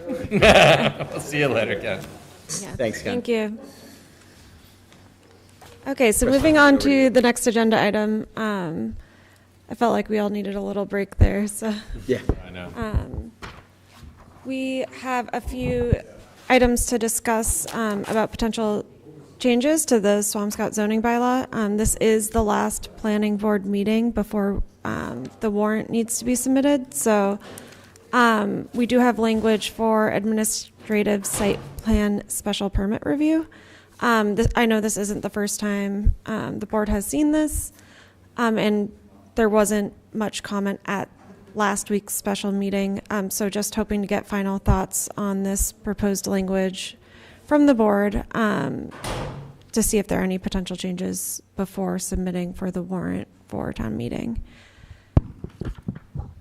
Last week, we did have a fair bit of conversation on this. I believe at the last meeting, the three of us were supportive of sending this to the select board for inclusion in the warrant. Mm-hmm. Yeah, I know a few of you weren't at the meeting last time, so if you have any thoughts. Could you scroll down just a little bit so we can see more of the bulk of the amendment? I'll zoom out too.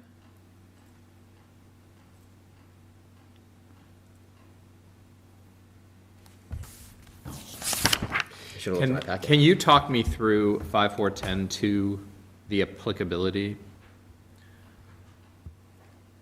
Yeah, absolutely. So basically, for applications that are eligible, the planning board can choose to conduct administrative site plan special permit review.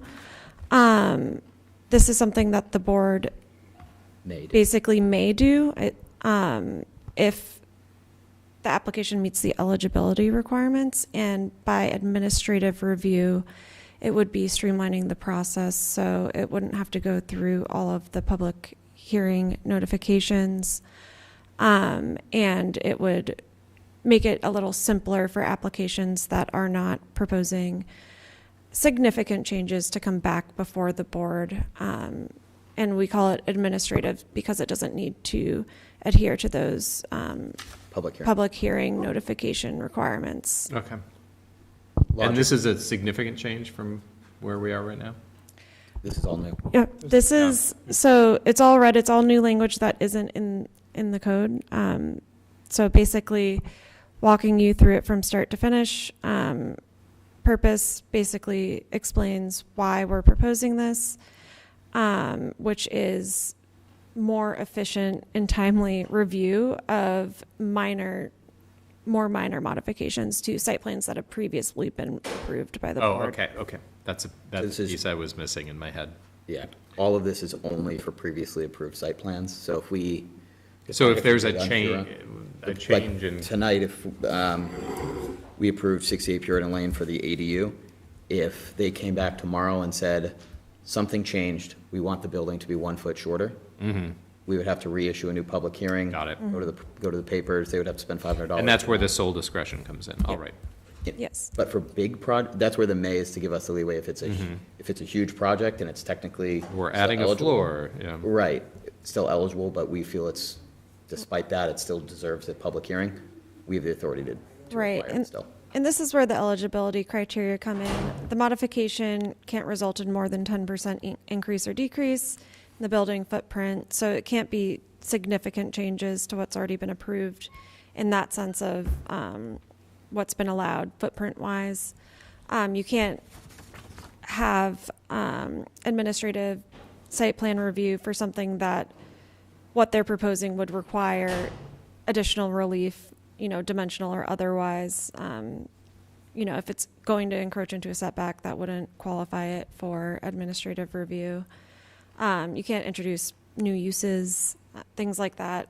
So it really is hopefully a mechanism that we can use to streamline the process when it's something that has been approved and they're proposing changes that are similar to, what was approved previously. I'm a nightmare. The bullet points in B and D are different font size. In B and D? Yeah. let's see. This might be a word thing, but I will try And and then that fix was it. my other question. Are they supposed to be offset like this? Or is this based on, is that a secondary bullet for the third bullet under B and the second bullet under D? Because if it's a It's a secondary bullet. then usually that should be a different bullet, different in form. I believe. Is it- I Before think you it's do that, just related, just isn't match the rest of the zoning. I was going to say, so Yeah, this yeah, is match part the of, zoning bylaw, I right. can show you, this is, I think I have the full, so I originally put these changes into the full bylaw. So where some of this is coming from If the is, system is what it is, and I will double check the formatting and everything. Sometimes Word just defaults to Yeah. certain things. Sorry, I didn't Impressed realize you I'm got not that. sharing this, but. That's good. What? Attention to detail. That was good attention to detail. oh, I proofread all day. And I will say, if you Professor. proofread the existing zoning bylaw, there's a lot of inconsistencies. I So we'll try and do it best we can. Yeah, I think that the reason that it concerns me that the thing isn't changing is because of the use of the semicolon. Because there's no other indicator that it's not a typo. Okay, I'll go through and make sure that, because we have the A, B, and C, that the sub-bullets are in the same format as what came before. Yeah. I guess The my weird part is they work both ways. I know. Like if you Yeah, if you sort of. read them, you can read them as a bullet or a sub-bullet, which is what's confusing me. I'm just wondering if we need to say something that says, like following any site plan special permit approval, then, any subsequent application, just to make that extra clear that we're just talking about, Yeah. changes to approved Two site approved plans. ones, because that's where I got lost. Yeah, and then Yeah. also just tie it back, like maybe an A, so that we're always talking about changes to the initially approved site plan, so that, someone doesn't come in and, Okay. So So under purpose, maybe adding in. I would suggest board acting as special permit granting authority to approve minor site plan modifications to previously Yeah. approved site plan special permits in a timely and efficient manner. But you can adjust so it's not a huge run-on sentence, but Yep. to that effect. Bylaws are the birthplace of run-on sentences. Just add a semicolon. Okay, so I added that in here, and then again, we think in A. and then in A, I would say, instead of relative to the previously approved site plan, I would say to the initially approved site plan. Yep.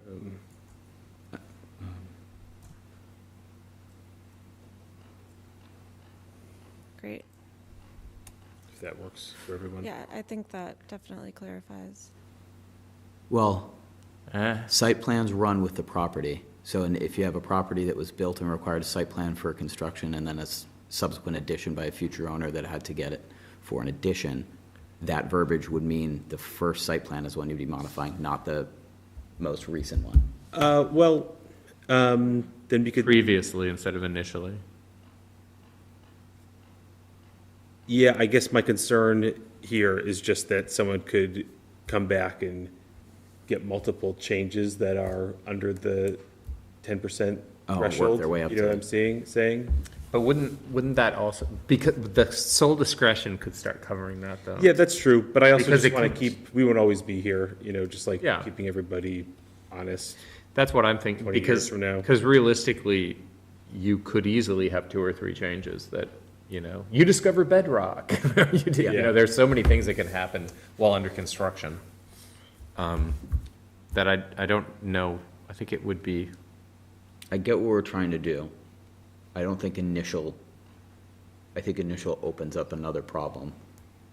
But is there another way to, well, previously approved? Yeah, to previous. Joe's You point? you could say relative to the initially approved site plan for which such modification is sought. Yeah, I think that does it. The standing site plan. Yeah. Right? That way we're just talking about the site plan that we're modifying, yeah. Right. I hear you. That's it. That was a good call out. But then that's sort of weird with the or lawfully existing structure. Is there something that needs to be changed there?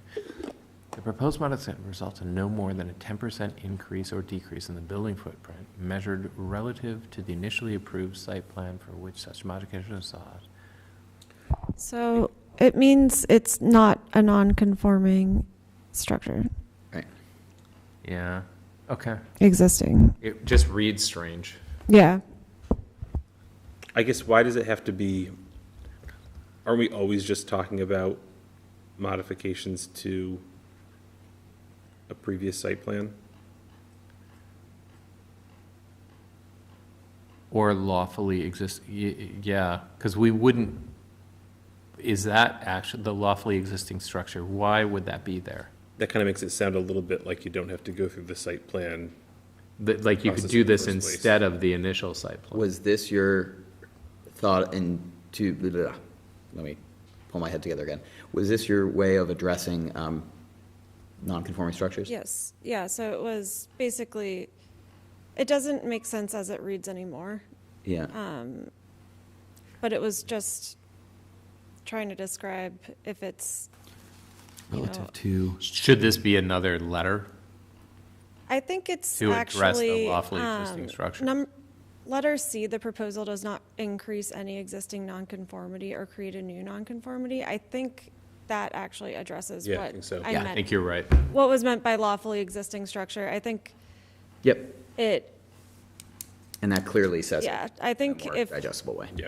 So. if you are all okay with it, removing it Totally. from A, it's addressed in C. Yeah.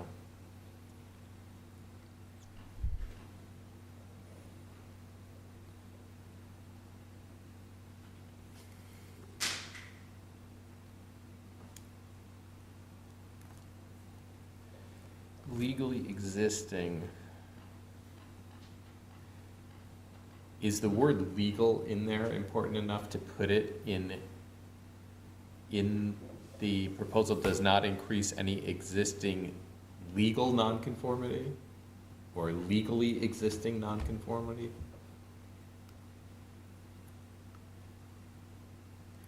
I don't know if we're losing that word legally, losing it if it's important or not. Because an existing nonconformity, is that automatically legal? As long as they didn't do something like in the interim from the time period between when it first came into being and then became non-conforming. But you could have an existing non-conforming thing that was an unpermitted addition. That's true, but then it can't be approved. Right. Anyways. I'm just wondering if we need to put the word legally existing nonconformity in order to make it clear that an illegal nonconforming is not something you can get.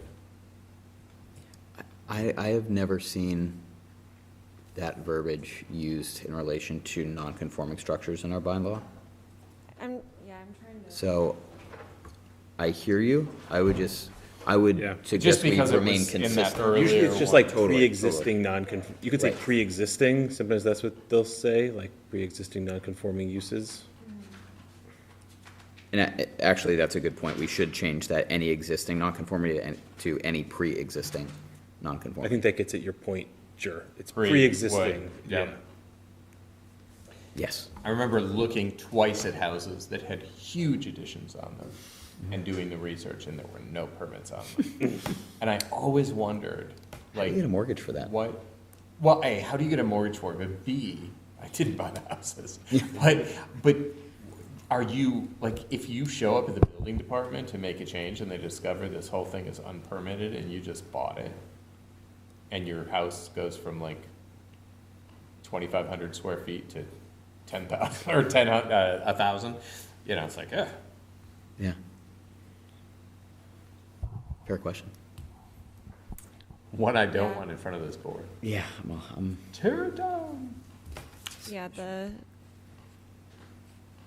Basically comes down to enforcement at that point. Yeah. But often, if it's non-conforming, people may also have trouble getting loans from mortgage lenders. Right. So that's just another repercussion that happens naturally through having a non-conforming structure that wasn't permitted properly. We had friends that the purchase of their house was stalled for this huge amount of time because of the shed that was on the neighbor's, like, the corner of it was on the neighbor's yard, and it was a nightmare. Okay.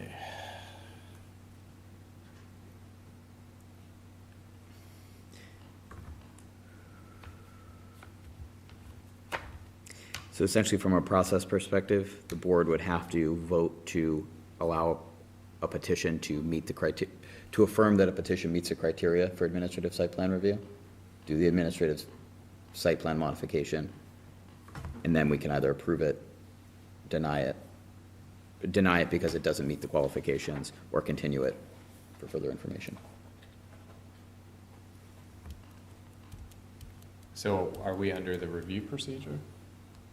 Review and then, that was review and decision. Where's review and decision? Review procedure and then I'm also sorry, cover are you decision. just telling me what this says, or are you saying that there's a change that? No, I'm just telling you what it says in Okay. a few dozen less words. Yeah. Okay, this all looks good. And Krista pulled much of this language from, I think, 3 or 4 different bylaws that you had circulated from other Yes. comparative Yeah. I'd looked at many different towns. I can't remember. I can try and pull it up. Enfield was one. I looked at Marblehead.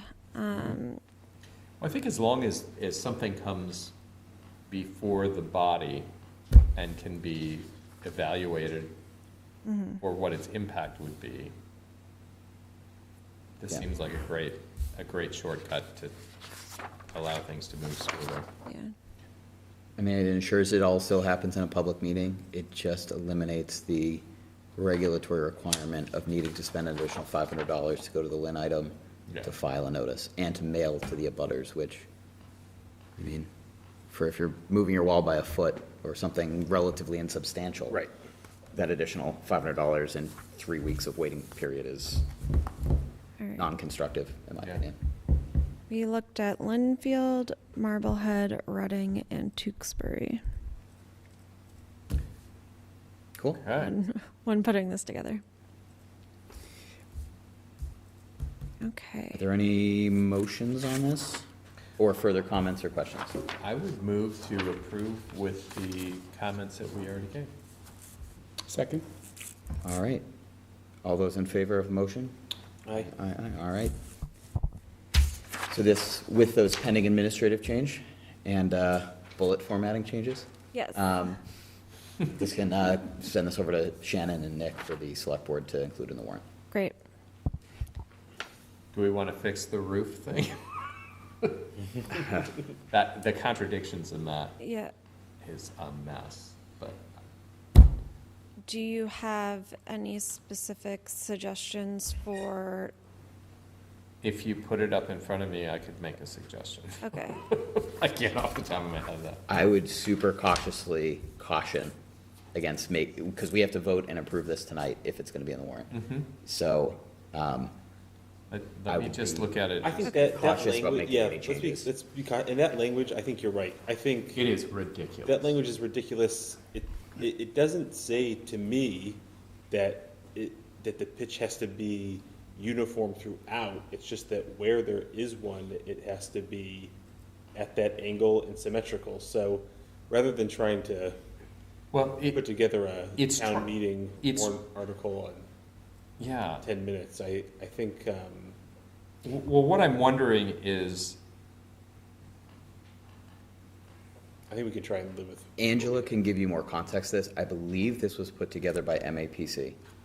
That is I guess the question that I would have on this is, there is ridiculous 543 and 541 fight with each other.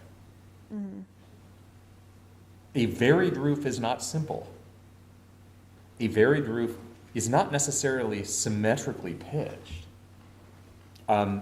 And there are historic, there's a ton of stuff. So the other thing is mansard roofs and gambrel roofs. I don't know what we're gonna call the sloped roof that is concealing the units that's running through that, because it's actually in violation of this.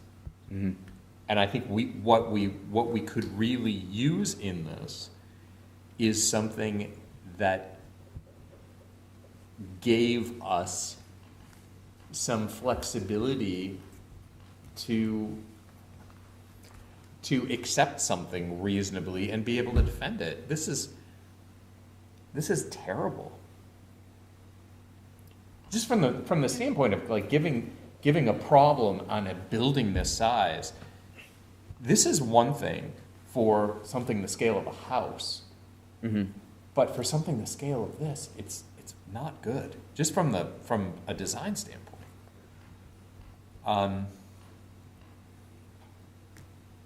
I hear where you're coming from, and I'm not necessarily disagreeing with it. I'm just cautioning that tonight is our last time to do it, and I have not gone through this full document in many, many years, since 2022 probably.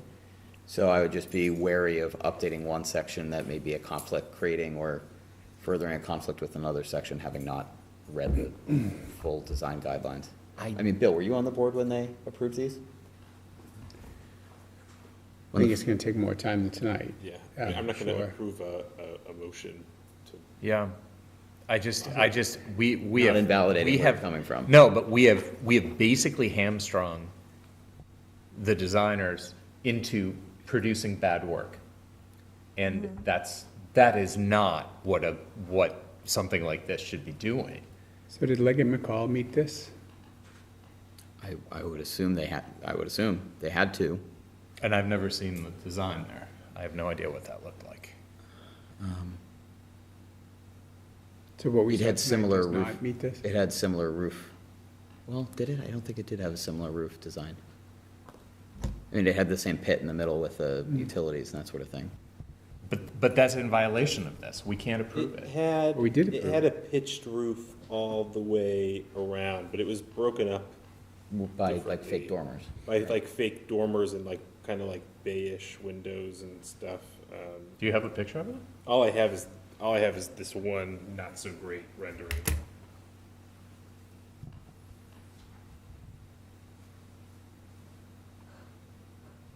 So who knows? I don't even know if that stays consistent all the way around. Yeah. I mean, the It did change, but it's been years, so. Yeah, I mean.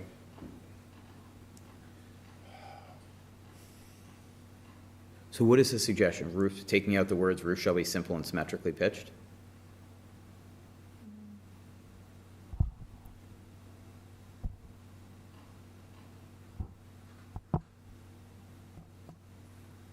I think, is one of the worries that mansard roofs are prohibited?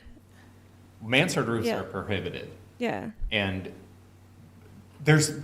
one of my worries is the fact that the roof form should be varied with a block, and then it goes into incorporating parapets. Well, roofs shall be simple and symmetrical. A Yeah. parapeted sloped roof isn't simple. Yeah. And then, but it's a,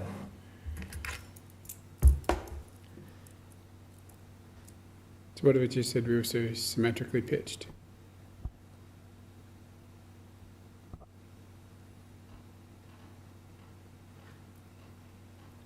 And Chris, can you confirm that these are guidelines and not standards, or are they standards and not guidelines? Standards. They are standards? Mhm. Okay. So.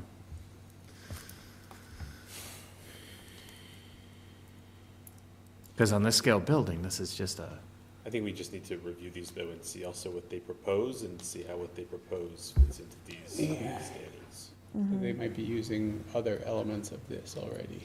Yeah. I'm sure they are. I mean, they have to. That's what Yeah. well, explain what you mean by what you're saying. I'm not following it. So any design that's on this plot of land has to meet the design standards. Right.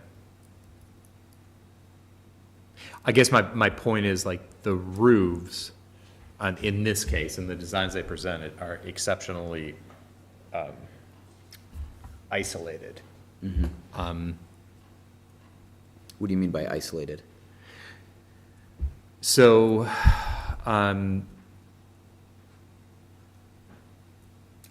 What if I'm having trouble visualizing? I'm trying to imagine what else they would be impacting.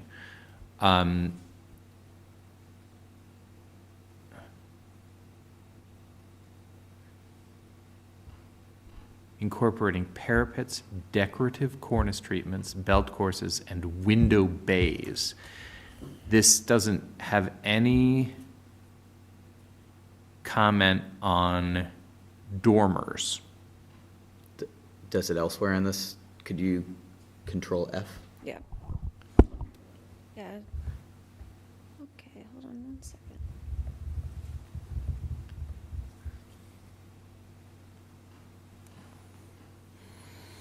Prohibited. This is under prohibited? Oh, no. Full shed dormers, the entire width of the building are prohibited. Shed dormers must be at least 4 foot from the gable end of a building. Okay, what if a roof is a hipped roof and there's no gable end?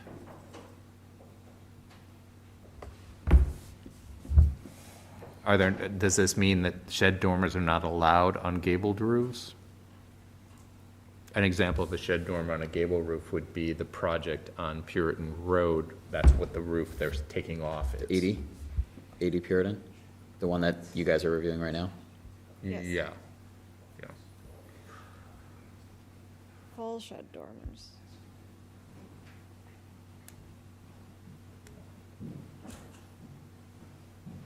So this actually cuts into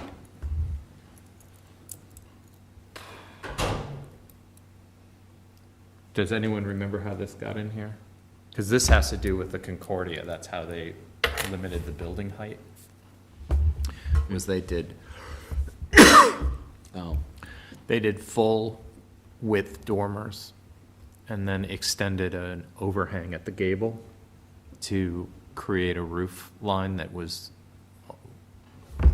longer in order to pull the height of the building down. Interesting. Yeah.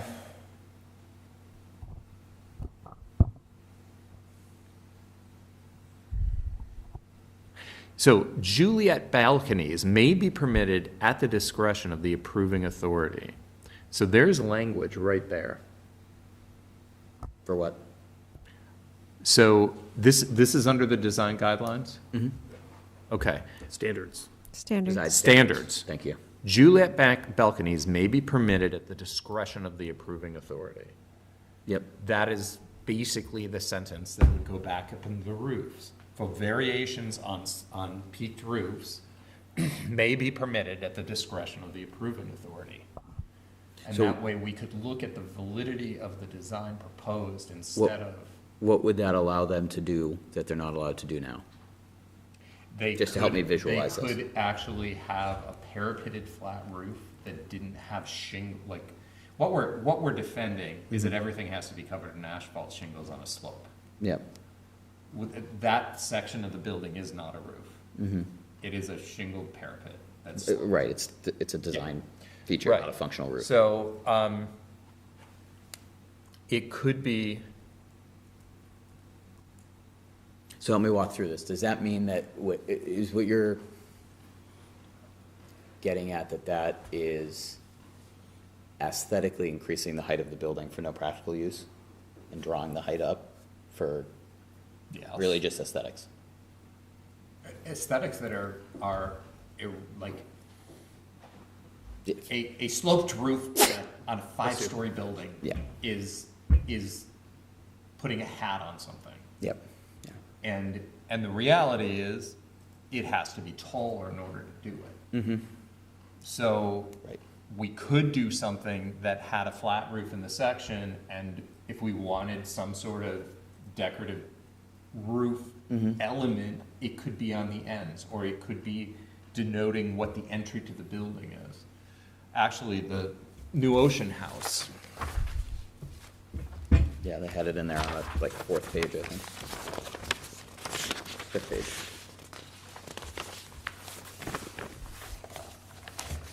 Oh, so is that what you're seeing they're doing?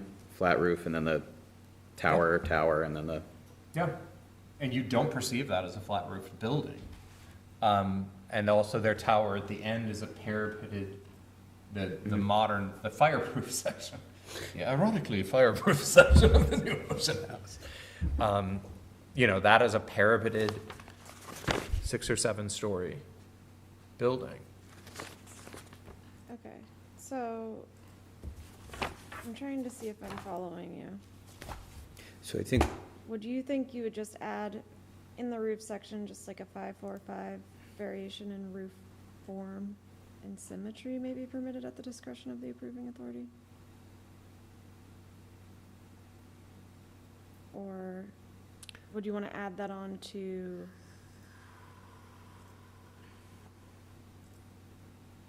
Sorry, let me pull it up again. Because it, Because we have one. Because there's- 5, 4, 1 through 4, and do you want to add it on to one of these, or? 5 foot, 5 point,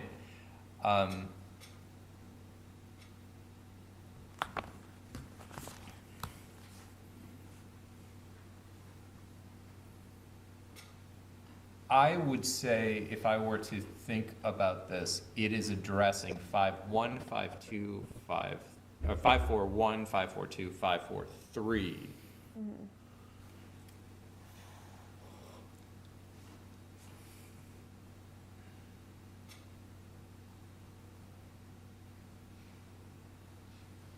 I think it would be 5.4.5.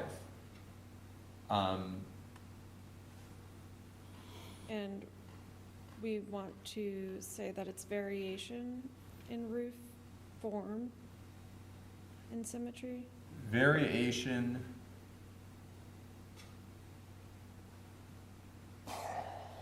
Or? Because as I said, the mansard roof thing, I think that version that we're accepting, or that was proposed tonight, is that mansard roof. So we really need a way to be able to approve that. Yeah. But we could also then consider a parapeted flat roof that would be appropriate.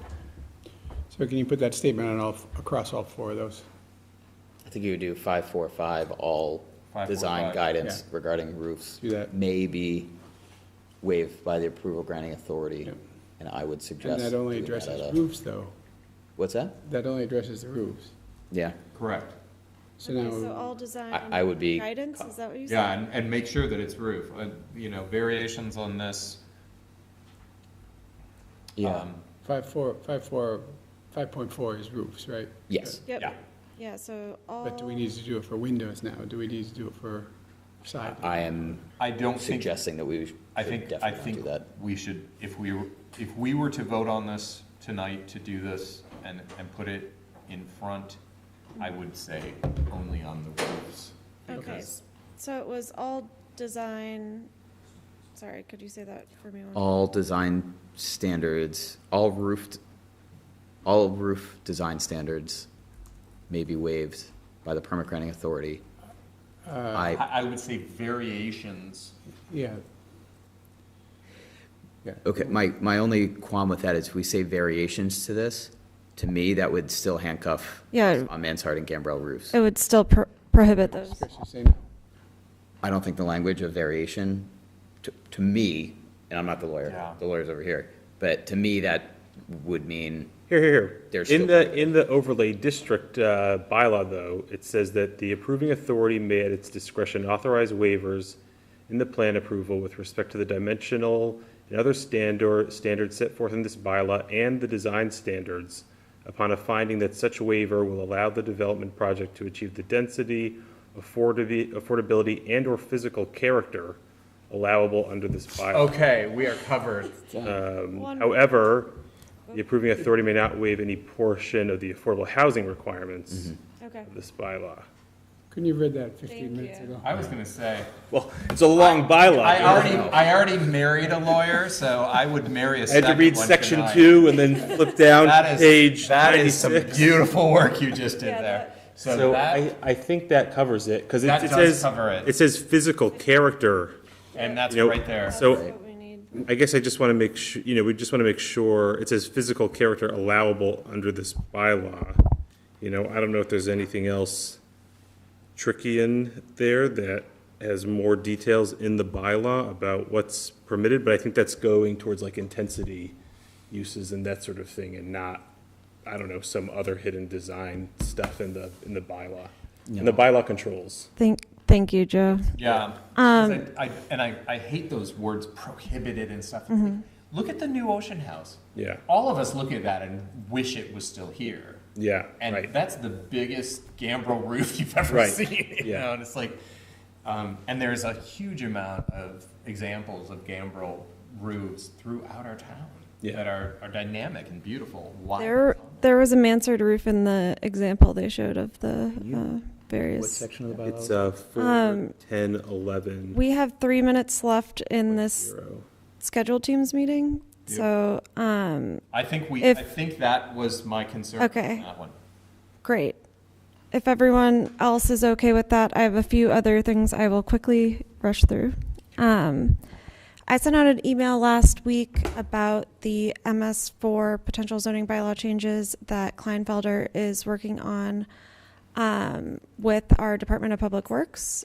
The consultants are hoping to get maybe 1 or 2 members of the planning board on a virtual call. I haven't heard anything from anyone, so I'm hoping to see if we can get 1 or 2 volunteers to. What is the expertise you need on that? It's basically green infrastructure changes, so it's more like subdivision design standards. Let me put it to you this way, because I think this might cut to it. Okay. They're required to meet with members of the planning board in each of the jurisdictions according to their federal regulations, so that's why they're asking to meet with us. Yep. We are part of their meeting. As part of the MS4 permit, they need to meet with members of the planning board. Okay, so it's not, we don't need to go in there with expert. No. They're just explaining the proposed changes, which are more subdivision design standard based. And there are some proposed changes throughout the zoning bylaw that are more design based with like parking requirements and things like that. You don't have to answer now, but we're hoping to get something scheduled. If any of you would consider being a part of a virtual call. Do you know how long that would be? Probably an hour. Yeah, I assume it would be an hour-long call. If there's no one else that wants to do this. I think they need 2. Is that right? They requested 2. I can double check and see if 1 would suffice.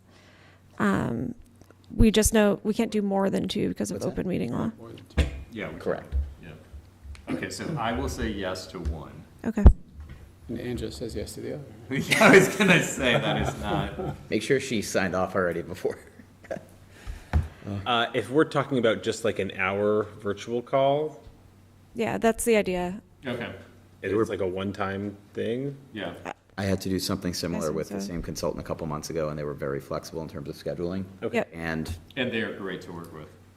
Yep. so I wasn't, Okay, so we'll do that and they're flexible with scheduling, so anytime, and we'll make sure it's an hour. okay. And they'll just go through what they're proposing, which are design-based changes. Do you know how far out we need? How far out can we schedule this just so we can get it in the calendar? They're hoping to do sooner rather than later, but we can figure it out and I'll do a doodle poll and Just yeah. give us some times. Yep. Yeah. Yeah. My calendar is accessible by students, so it fills Gotcha. at certain times. And then that was the last thing for changes to the zoning bylaw. One other thing I wanted to note is that I sent this in an email earlier today. Our consultants from MAPC for the master plan have made their draft 1.5 available for comment, and we have a link to submit comments. They ask that if you do have comments, once you review, to submit them in the comment portal so that we can have all the comments in the same place rather than sending emails or anything like that. So I have on the screen here It is on the website. I also provided the links to the draft and the comment portal in the email I sent you all today. So that comment period will be open through March 23rd, so you don't have to do it this week if you don't have time, but I will try and send a reminder Great. before the comment period closes. There's a lot of pictures, though. Yep. One comment on bullet point sizes. I think the only other thing, our meeting last week, obviously, we're not going to be able to do signage for the town meeting this year.